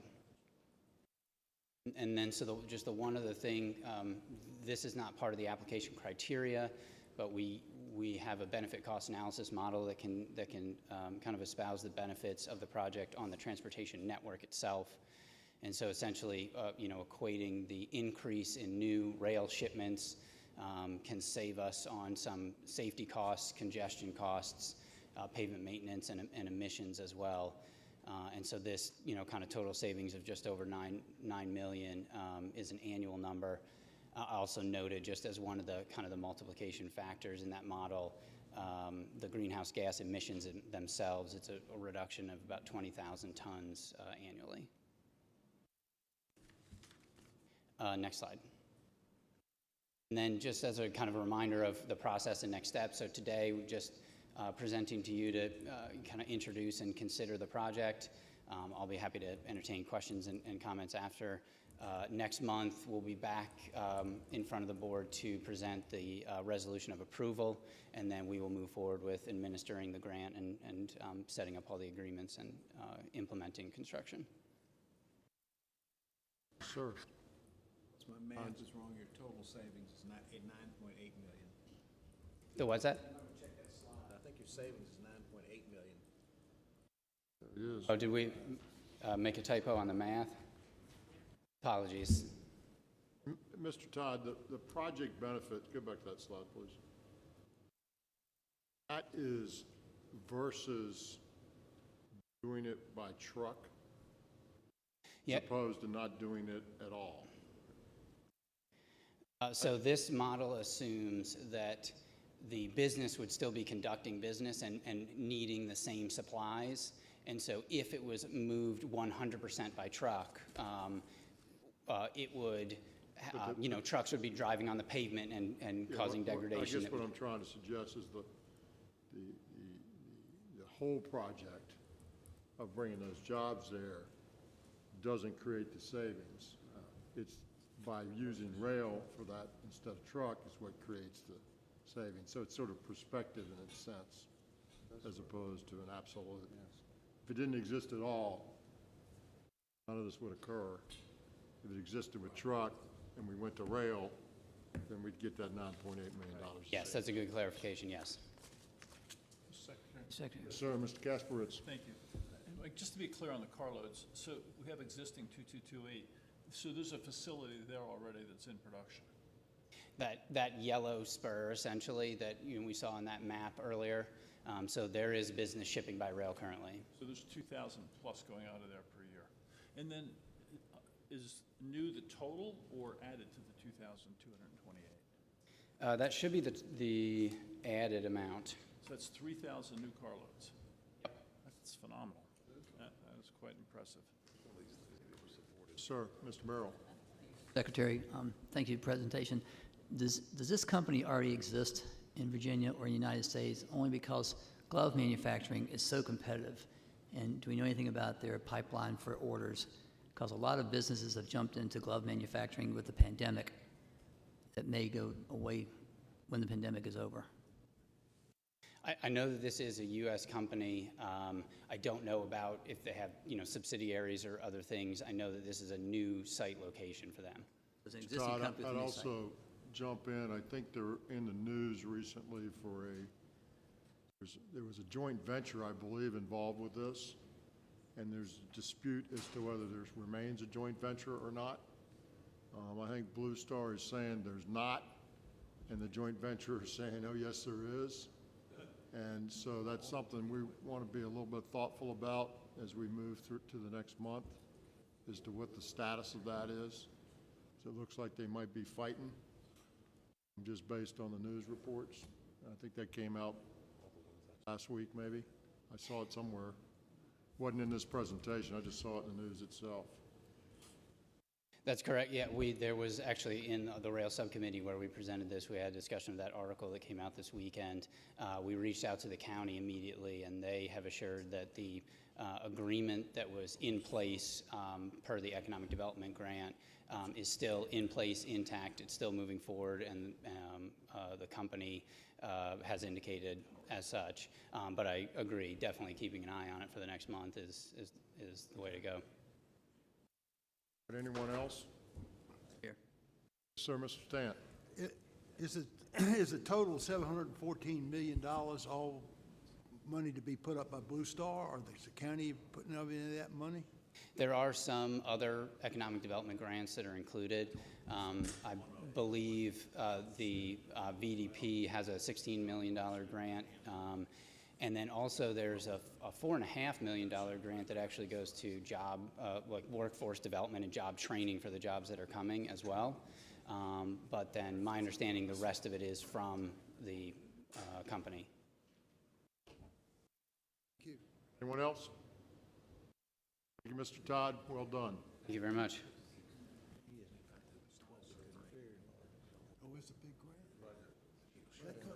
Next item on the agenda is our director's report on Virginia Department of Rail Public Transportation. Ms. Mitchell. Sure, and I just have a few updates here. This morning in the Rail Subcommittee meeting, Jennifer DeBrule, our Chief of Transit, did update the committee on the status of our transit grants applications. Our grant application cycle opened on December 1st and it closed on February 1st. We had, I believe, over 400 applications for various capital projects. The majority of those are for state of good repair improvements, such as vehicle replacements. But we did have some expansion projects as well. But we will be providing the subcommittee with another update on where we stand with some of the applications in March prior to the draft CTB, which will be out in April. Similarly, on the rail side, we received over 14 applications for our rail preservation program for a total of about $25 million, and 6 applications for our new freight program as well, with a total of $88 million in project costs, but only $35 million in state funds. We are, on the rail side, we're in the process of DRPT and VPRA working together to review what's called a memorandum of agreement for a Section 106 process for our DC to RVA. This is related to the National Historic Preservation Act and mitigation that could be required to account for former African-American burial grounds that are in the Chaco Valley. So that is a process that's open right now. We have public comment underway, and we expect that MOA to be executed sometime in March. And just finally, one announcement, DRPT and VPRA will also be hosting an Industry Day in March. That'll be discussing all of our upcoming procurements for both DRPT and VPRA engineering contracts, and we'll have more information out there in the public about that soon. So that ends my report. Thanks. Thank you, ma'am. Any questions? All right, next item on the agenda is the commissioner's items. Mr. Britch. Good afternoon, everyone. I just want to take my comments and relay this, give you a quick update on the January 3rd winter storm and what the department has underway. First and foremost, I just want to reiterate the department's commitment to safety to the traveling public and making sure that this is our critical mission that we have, the safety and operations of the system to the traveling public. But as you may know, VDOT, the Virginia State Police, and VDEM, the Department of Emergency Management, have an ongoing or are undergoing an after-action review of all the events that led up to, during, and post the winter storm event. We have hired a third-party firm to be able to assist us in developing that after-action review, and that's to ensure the transparency of the information being collected and the recommendations that would emanate from that review. I'm happy to report that we have approximately 90% of the scheduled interviews between the 3 agencies completed, and we have 100% or all of VDOT's interviews completed to date. And this accounts for about 100 of our employees being interviewed and data collected from by the consultant to support the after-action review, so it's well underway. We are on track for having a full comprehensive after-action review completed by mid to late March of this year. Having said that, I want to reiterate that while we still have winter weather events ongoing, we are not waiting for those findings to be interjected. I think, as I told the board at the last meeting, that we've already taken such steps as reviewing where we put our personnel and our equipment and pre-staging that in advance of a storm, how we communicate with travelers in real time, and the message sets that we put on our variable message signs. So I look forward to being able to share with you those findings of the report as they become known, but we are not waiting for that report to be able to make improvements to our operations as we stand today. So more to come on this, and I look forward to sharing that in a very transparent and open manner. Having said that, we are going to remain agile and look to learn from the events that took place and incorporate those opportunities that we have into our standard operating procedures. So more to come. Thank you. Any questions from Mr. Bridge, Mr. Stan? Any follow-up by the offeror on the gap proposal to your letter? Mr. Chairman, Mr. Stant, with recognizing that we have a change in administration since that letter came in, I've asked that proposal be put on pause until such time as we can brief the Secretary on the options to complete the gap. There's been no response from your letter to the offeror. Where you asked them to delay their submittal. That is correct, and I will get back in touch with them, or the department will get back in touch with them on the next steps when appropriate. Other questions, Mr. Bridge? Secretary, if I may. Mr. Johnson. Just like to compliment VDOT for the work that they did in preparation for the storm that we had of roughly 12 inches in the northern part of the eastern shore, and mainly in Accomack County. And part of the issue with that was mobilizing the equipment and getting it across the Chesapeake Bay Bridge Tunnel, which was scheduled to close at 2:30 in the morning because the hurricane force winds were expected. It ultimately got where they were level 4, didn't have to shut down on the bridge tunnel, but they were doing 25 miles an hour with traffic on a minimal basis. But it was an excellent opportunity to get ready for and to function effectively in a smaller way, certainly, than 95, but on Route 13 on the shore. Thank you. What else? Mr. Johnson, to your point, when I started this job on the 16th, I guess it was, we had 3 states of emergency in the first 2 weeks, which was a really nice way to start. There wasn't a lot of time to mess around, so you just got going. The point is that it was very impressive to watch the cross-secretariat coordination. There were 3 secretariats primarily involved in that, our own in transportation, and then Secretary Mosier's with public safety, and Secretary Crenshaw, who has the National Guard under his secretariat. And the Situation Room, I would tell you, is an impressive place to be. It's incredibly professionally managed and run. The sort of information that comes into it, and if you just sort of watch what occurs, the coordination and the cooperation amongst those 3 secretariats was outstanding. And I will tell you that probably, at least partially, because of the 95 incident, there was a high level of attention from some high-level people about what we were doing and how we were doing it. And it started very early in the morning, and it went very late at night. So I can assure you that your government and your elected officials and your appointed officials were very focused on making sure that the traveling public and our citizens were safe. And I think Mr. Britch and his colleagues and across the secretariats did an outstanding job. And we would continue to look at that. The governor and the chief congratulated us on being 3-0 in our work over those 3 emergencies, and I told them I thought that was just fine. 4-0 could wait for next year. We were just fine with 3-0, and we would stand on that. Having said that, as we're talking at lunch, we all know in Virginia it seems to snow a lot in March for some reason. We always get some big snow in March. And I'm just hoping, Mr. Rucker, maybe it doesn't happen this year. Maybe spring comes a little early and we don't get that big snow, but we shall see. So I want to add my congratulations and thanks to Mr. Britch and team and everyone else who painted the highways white, as some of my friends told me. But it was successful and the public was made pretty darn safe. After that, right after we had some of those emergencies, we then had a power line that came down across 64, all the way across in New Kent area.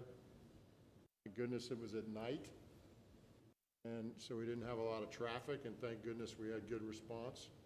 So it really was sort of much ado about nothing at the end of the day, but after you've closed parts of 81 and after you've done the 95 thing, and then you drop a power line across 64, it was an exciting couple weeks, only to be made more exciting last week when the tractor trailer with the excavator hit the 17 bridge at about 70 miles an hour going down 95, and thank goodness that the damage was not such that we had to close either of those 2 facilities, but we might have had to close them both. If you can imagine, if you've got an unsecured bridge over an interstate that has to be closed, the time to get that dealt with would be substantial, and I look forward to some reports of what repairs we have to do. But the bottom line is we didn't have to close either of those facilities. We just had to restrict 17 a bit. So why Carlos is not here today, the power line was down? Well, I'm going to tell that, yeah. Carlos is working on the power lines, right? I've been working on the lawsuit. I would also tell you that Mr. Brown is a little bit under the weather today. He was watching remotely, so we wish him well and wish him quick return to health. It's, as I understand it, not to get into his business, but it's not a COVID thing. It's just he's just under the weather, and I expect him to be back at our next meeting. So I appreciate him watching us and keeping us straight, even if he's not here in person. I would tell you the timed agenda has worked magnificently. Margie Ray wins the star. She was at 30 minutes on the agenda, and I think she went 18. She talked really fast. If you didn't notice, I was like, wow, she's really getting it. But that's helpful to us, and what we want to do is just stay on track as best we can and be efficient. The goal is not to make it as short as it can be. The goal is to make it as efficient as we can make it while still being effective, so I appreciate that. A couple other things I would tell you that I didn't mention earlier. We're going to return to, I think, let me back up. You've all gotten schedules for the coming year for the meetings. I think they're pretty well set, but we're going to return to moving around a little bit. That's the plan, so we're going to go into some districts that we haven't been to in a while and go visit and see what's going on there. So we'll return to that sort of pace that we've had previously. Along those lines, Governor's Transportation Conference is scheduled, I believe, for October at Virginia Beach. So just make a note of that. As we get more details, we'll make sure you know about that as soon as possible. Be at the Cavalier, right? It's going to be at the Pavilion. You can be at the Cavalier. You can come down and enjoy it. We'll meet you in the hunt room, Mr. Williams. Perfect. So that's what I would tell you, sort of administratively. Carol, our next, the action meeting is scheduled for 3. Does it mean that we can't start until 3? Is that what that means, Ms. Whitlock? If that's what that means, that's what it means. We're going to take a break anyway, but we're 30 minutes away from 3. Okay, so is there a way in the future that we can back the start of the meeting up and be late?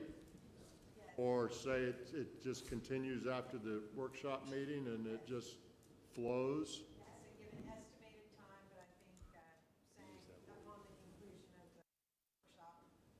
So let's implement that going forward so that we don't waste the members' time, but still represent goodwill to the public and take their comments as they want to give them. Mr. Secretary, I wonder why we so ahead of agenda. That's good agenda. Oh, somebody else can't answer questions. I'm sorry.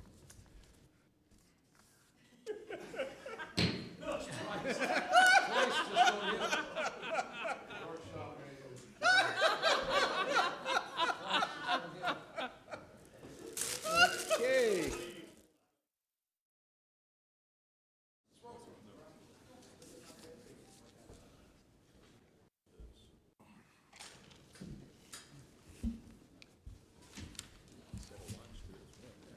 I've got to make a motion.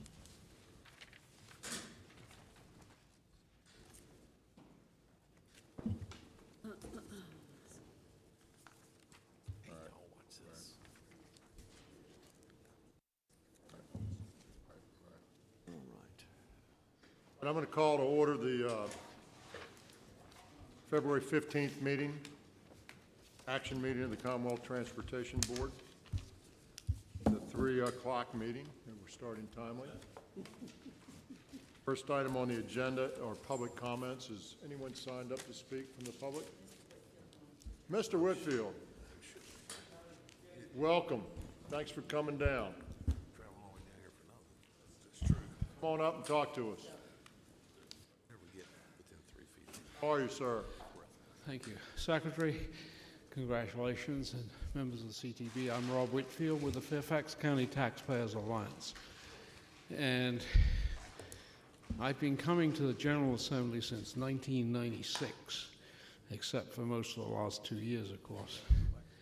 So I've lived in Virginia since 1977, I worked as a civil engineer originally, and then I was in real estate for 30 years, rode the cycles. These days, I deliver vehicles for auto dealers, which is not the best use of my talents, but I get to see a lot of the Commonwealth and good, bad, and the ugly.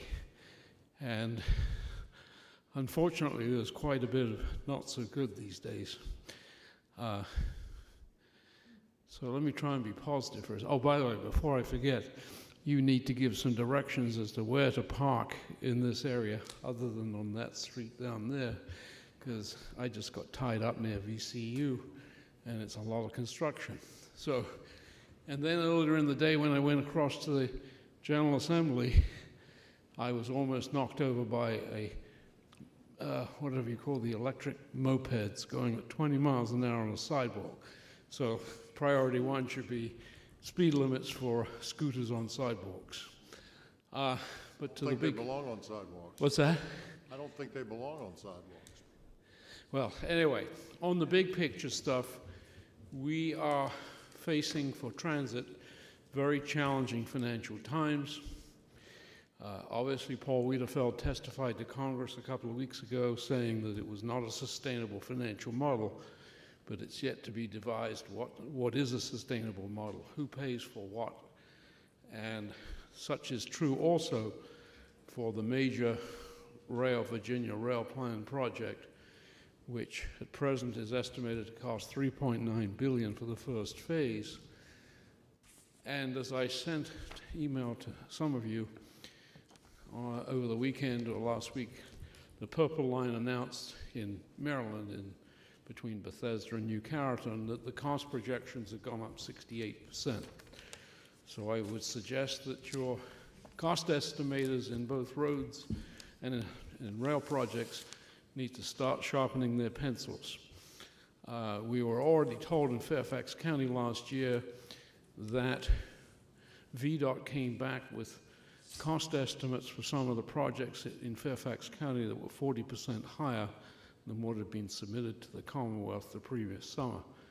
So I haven't had a chance to look at the details, but it's going to be a very financially stressful time and will get worse if inflation continues.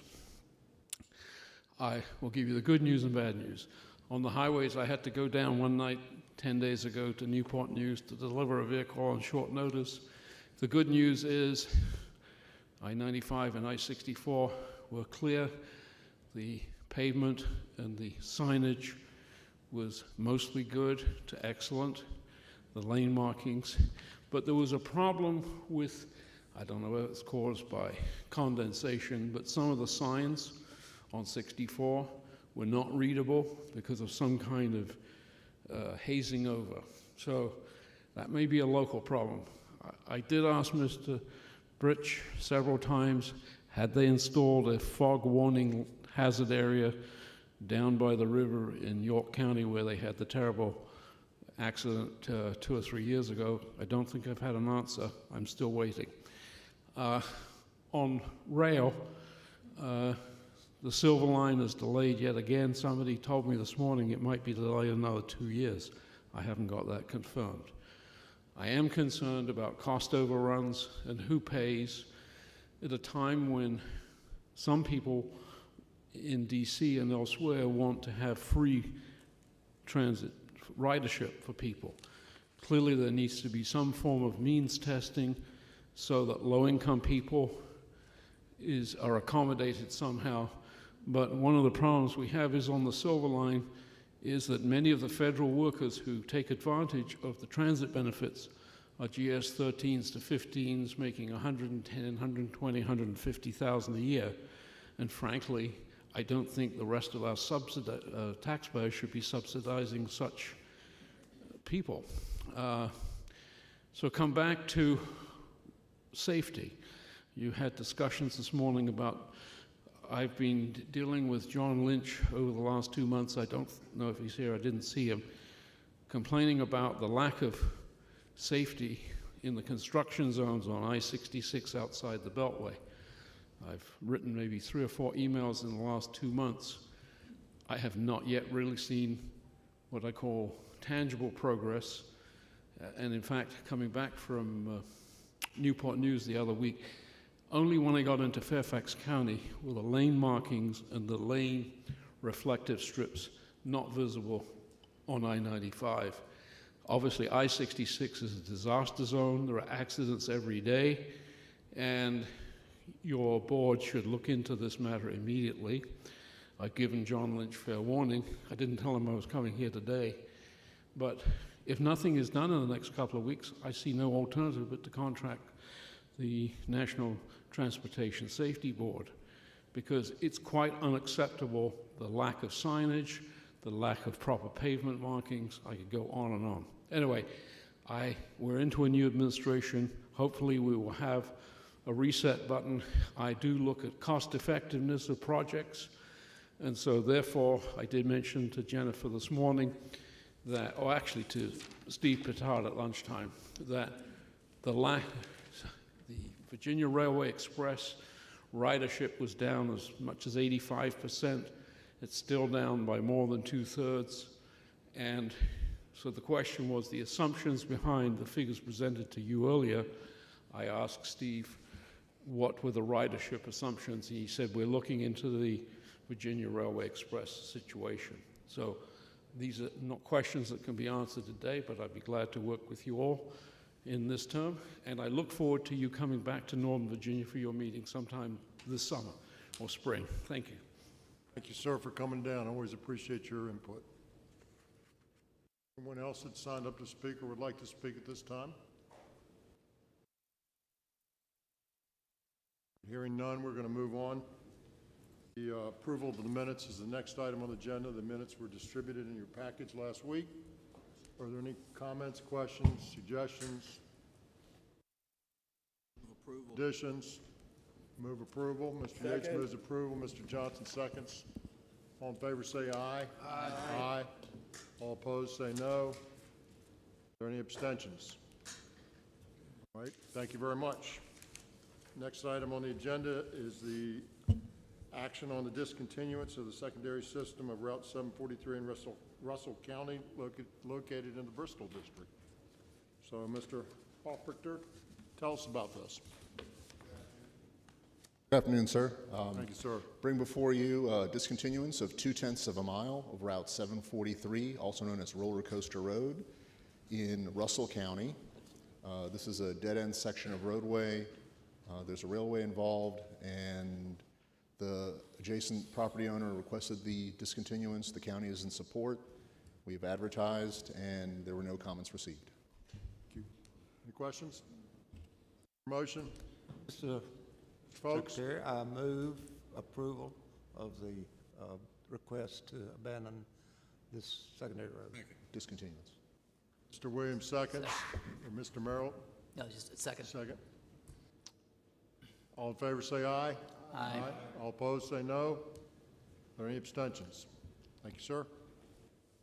Next item on the agenda is Maintenance Division action on the renaming portion of US Route 7 to Leesburg, Pike, in Loudoun County, located in the Northern Virginia District. Mr. Prezioso. Good afternoon, Mr. Secretary. I have two items to present to you today, both out of Loudoun County.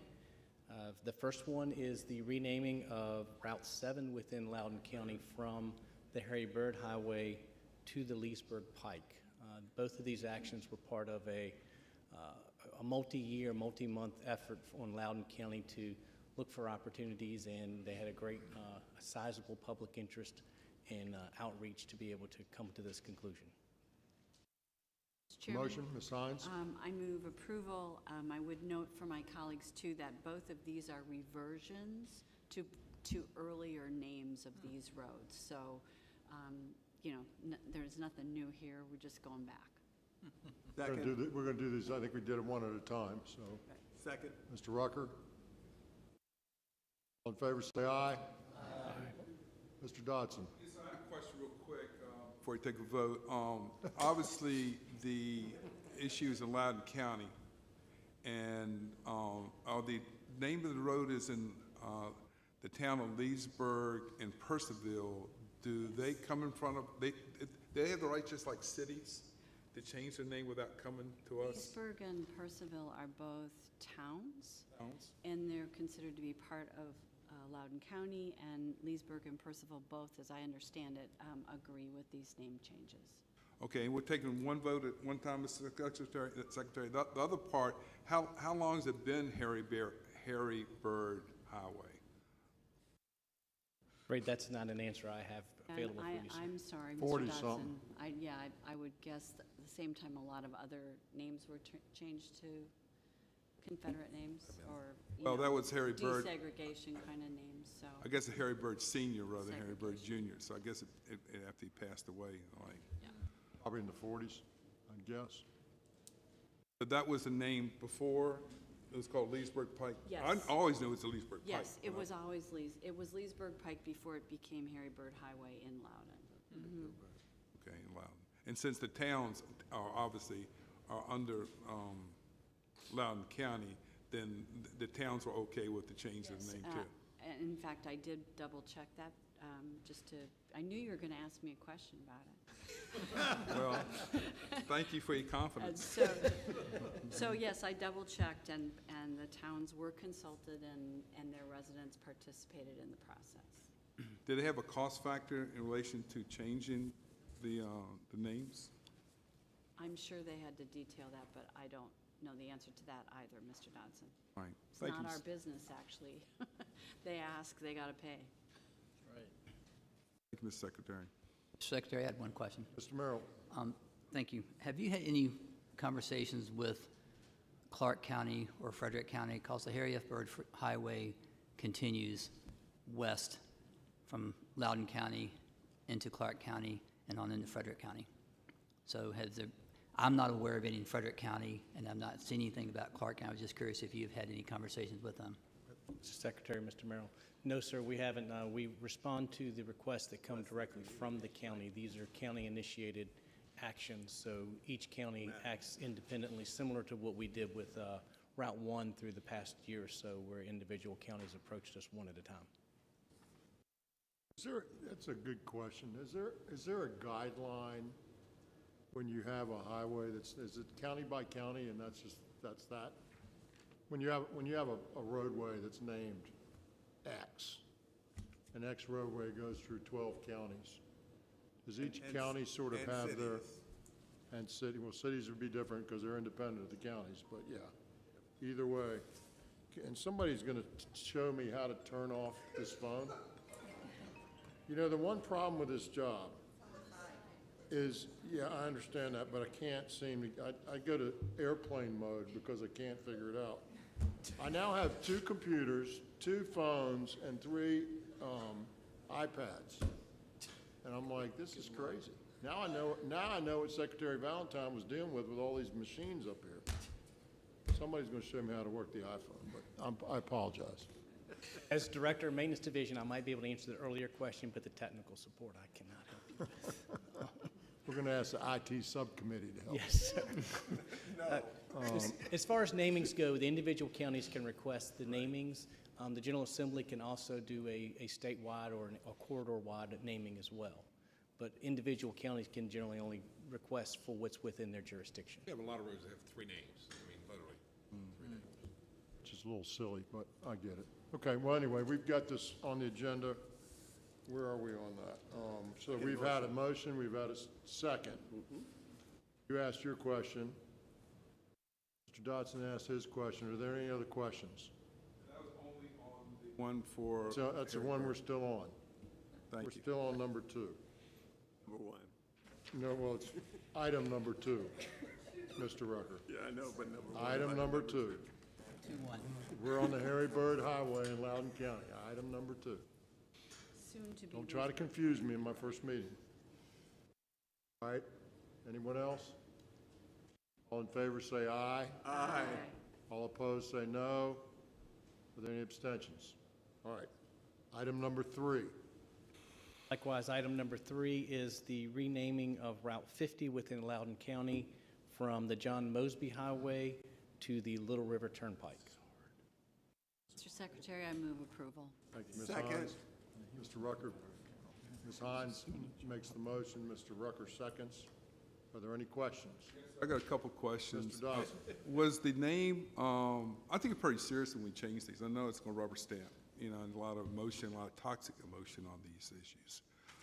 What occurs is that, I think Little River Turnpike was the name originally from the 1830s, I believe, because the big issue is going to come up in Fairfax County. Prior to it being named John Mosby Highway, it was named Little River. So going back to the original name, you know, which is great.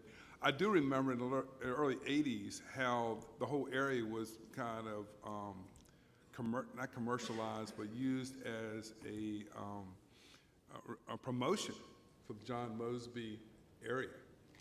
I think might this had been at the same time. I believe that the name changed in the early 80s, or do you know? So it wasn't as long as Harry Byrd Highway. Like, so what occurs is that, but if so, Little River Turnpike, not being from Northern Virginia like y'all are, obviously it's Route 50. So Route 50 right now is named going into Fairfax County. It's called Lee Highway. Well, it's called Arlington Boulevard in Arlington. I'm not sure what Route 50 is called in Fairfax and Fairfax City. Okay, just want to make it one name, because obviously we'll have a petition, I believe, coming to us in the future. We don't have the power to make it just one name. I know we don't, but when this obviously Fairfax County is going to come up for us in the near future, I would imagine. Well, it's like Lee Highway going to Langston Boulevard in Arlington, too. Fairfax is in the midst of a whole conversation about renamings on various streets, and I think they're looking at what other people are doing, but they're not feeling constrained by that. So yes, we could end up with another name. Another name for the Lee Highway, which is now Langston Boulevard in Arlington. but I'm just asking for Fairfax County. And I know it's not Fairfax County in front of us, but it'd be really, really nice traveling in Northern Virginia, have one name for the whole, every street. And you take out the Confederate names or the or the segregation names, all the toxic information that's been handled on these naming opportunities they had in decades past. Thank you, Mr. Secretary. All right, we have a motion and we have a second. Any further discussion? All in favor say aye. Aye. All opposed say no. Any abstentions? Ayes have it. We're on item number 4. Ms. Pryor, action on the FY 22-27 six-year improvement program transfers for November 11 through January 21. Sir, I have 2 items for your approval. The first is my normal monthly transfers. I recommend your approval. So moved. Second. Hines moves and Mr. Johnson seconds. Is there any discussion? All in favor say aye. Aye. All opposed say no. Any abstentions? All right, number 5, action on addition to projects to six-year improvement program for fiscal years 22 through 27. Thank you, Mr. Secretary. I have 3 amendments to the six-year improvement program. They're all in the Fredericksburg district. They are for sign replacement at various locations along Route 1 in Spotsylvania, Caroline, and Stafford counties as a result of the name change, and I recommend your approval. So moved. Second. Seconds. Any discussion, Mr. Tongue? I just had a quick question, because they were for the name changes. I thought that cost was incurred by the county. It is. I'm sorry. I should have clarified. Those projects are funded with local funds. Local funds. Okay. Thank you. Thank you. Any other questions? Any other discussion? All in favor say aye. Aye. All opposed say no. Any abstentions? Thank you. Item 6. Mr. Heltzel. Action on limited access control changes for Interstate 81 from mile marker 136.6 to mile marker 141.8 in Roanoke County in the city of Salem. Thank you, Mr. Chairman and members of the board. This is one of our many I-81 projects. It's about 5 miles in length. The general concept of the work was to widen the corridor in this area, thus necessitating these limited access changes. We have been through our public involvement and environmental processes and have local endorsement, and the FHWA has concurred in this request, and the department asks for a favorable dispensation. Dr. Smoot. Move approval. Second. Mr. Dotson, Dr. Smoot makes the motion. Mr. Dotson seconds. All in favor say aye. Aye. All opposed say no. Any abstentions? Thank you very much. Has Dr. Smoot driven these new lane access ways? Early. Next item, item 7, action on Economic Development Access Fund policy for the 2022 revision. Mr. Dudley. Mr. Secretary, members of the board, as noted, I'm here today to ask to request approval of our revised economic development access policy as presented last month to the board, and as noted in your action item minutes or the notes. The new policy would increase our maximum allocation for a project to $850,000. Will reduce capital investment requirements for distressed communities. Will provide for design-only allocations, and will provide for capital investment credit for new jobs created. The recommendations were prepared in consultation with the VEDP, and we recommend your approval. Motion to approve. So moved. Mr. Secretary? Get a second first. Second. Mr. Rucker seconds. Any discussion? Ms. Hines? Mr. Secretary, I'm just looking at this item in this particular format right now, and what is attached to it is the SIP allocation transfers, not the policy. That's what I'm looking at on my screen right now. I don't know if I'm correct. Just trying to confuse you. Oh, okay, but I always like to have attached the thing we're actually approving for the official record. That'd be helpful. It's just a silly little trick. We'll make that change. Just wanted to call that out Yes, for yes, everybody's ma'am. approval, that the, at least on my screen, what I'm looking at is not the appropriate attachment. I think we need to refer this to the IT committee. I think there's some IT issue here. SIP is next. Everybody clear on what we're doing here? This was reviewed at the last meeting. It was distributed out, so good catch, Ms. Hines. All right, we have a motion and a second. All in favor say aye. Aye. All opposed say no. Abstentions. All right, thank you very much, sir. Mr. Brule, actions on transfers of 6-year improvement program for fiscal years 22 through 27. Good Welcome. afternoon, Mr. Secretary, Nice to members see of the you. board. Very simple action item for you today. Last month, I brought a slate of transfers related to some vehicle cost increases for our human service transportation agencies. This month's action picks up the one vehicle of that type that is operated by our rural agencies, in particular the town of Farmville. So the transfer will offset the increase in vehicle cost, and it comes out of our unallocated federal and state funding. And so I recommend your approval. So moved. Second. Makes the motion. Mr. Johnson seconds. Any questions or discussion? All in favor say aye. Aye. All opposed say no. Any abstentions? Thank you, Mr. Brule. Mr. Todd, action on the updated freight program guidelines. Welcome back. Yes, thank you. So I have today approval of the freight grant program. We made a technical update to the guidance document, and then also included in the resolution our standard practice of promulgating guidance at the administrative level by staff in a more detailed fashion. So I wanted to note those two things.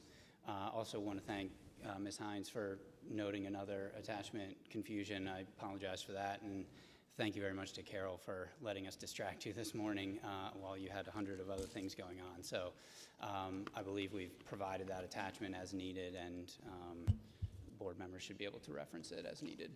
Thank you, Mr. Todd. Is there a motion to approve? So moved. Second. Ms. Hines makes the motion. Mr. Rucker seconds. Is there any further discussion? All in favor say aye. Aye. All opposed say no.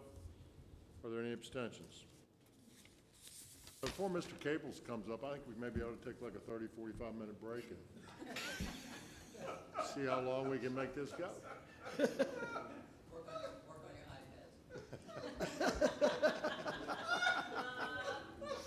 I'm just kidding. Thank you. Hi, Mr. Caples. Secretary, Some members of the evaluative board. estimates to talk about? What's that, sir? Evaluative estimates? Yeah. We have two projects for the board's consideration this month. Well, first one is order number 205. This is a modified latex contract in Salem District. We had two bidders on this project. The low bid was within the range of the evaluative estimate. After conducting our analysis, we find that the bid represents both market value and a good value and recommend for your award. Is there a motion to approve? So moved. Mr. Merrill moves. Is there a second? Mr. Rucker seconds. Is there any discussion? All in favor say aye. Aye. All opposed say no. Any abstentions? Thank you, sir. Next item. And this is a plant mix project in Salem District again. We had 3 bidders on this project. After conducting our analysis, we find that the bid represents both market value and a good value and recommend for your award. Motion to approve. Move. Dr. Smoot moves. Is there a second? Mr. Merrill seconds. Any discussion? All in favor say aye. Aye. All opposed say no. Are there any abstentions? Thank you, sir, very much. Is there anything of new business nature to come before the board? Anybody have anything? Carol, you want to update us on agenda for the rest of the day? We're going to have a shuttle that will pick staff up or be available to staff at 5:45 from our parking lot. We'll then go over to your hotel, which is the Delta, at 6 o'clock, and then we will get you to our dining venue this evening, and we'll also return you back afterwards. And if you're going on your own, we begin at 6:30-ish? 6:30-ish, yes. 6:20-ish? 6:30-ish? 6:30 is the time. I've invited some of the Secretariat staff to join us, so we'll be looking forward to having them there with us. And unless there's any other questions or discussion that y'all would like to have. Hearing none, meeting's adjourned. Thank you very much.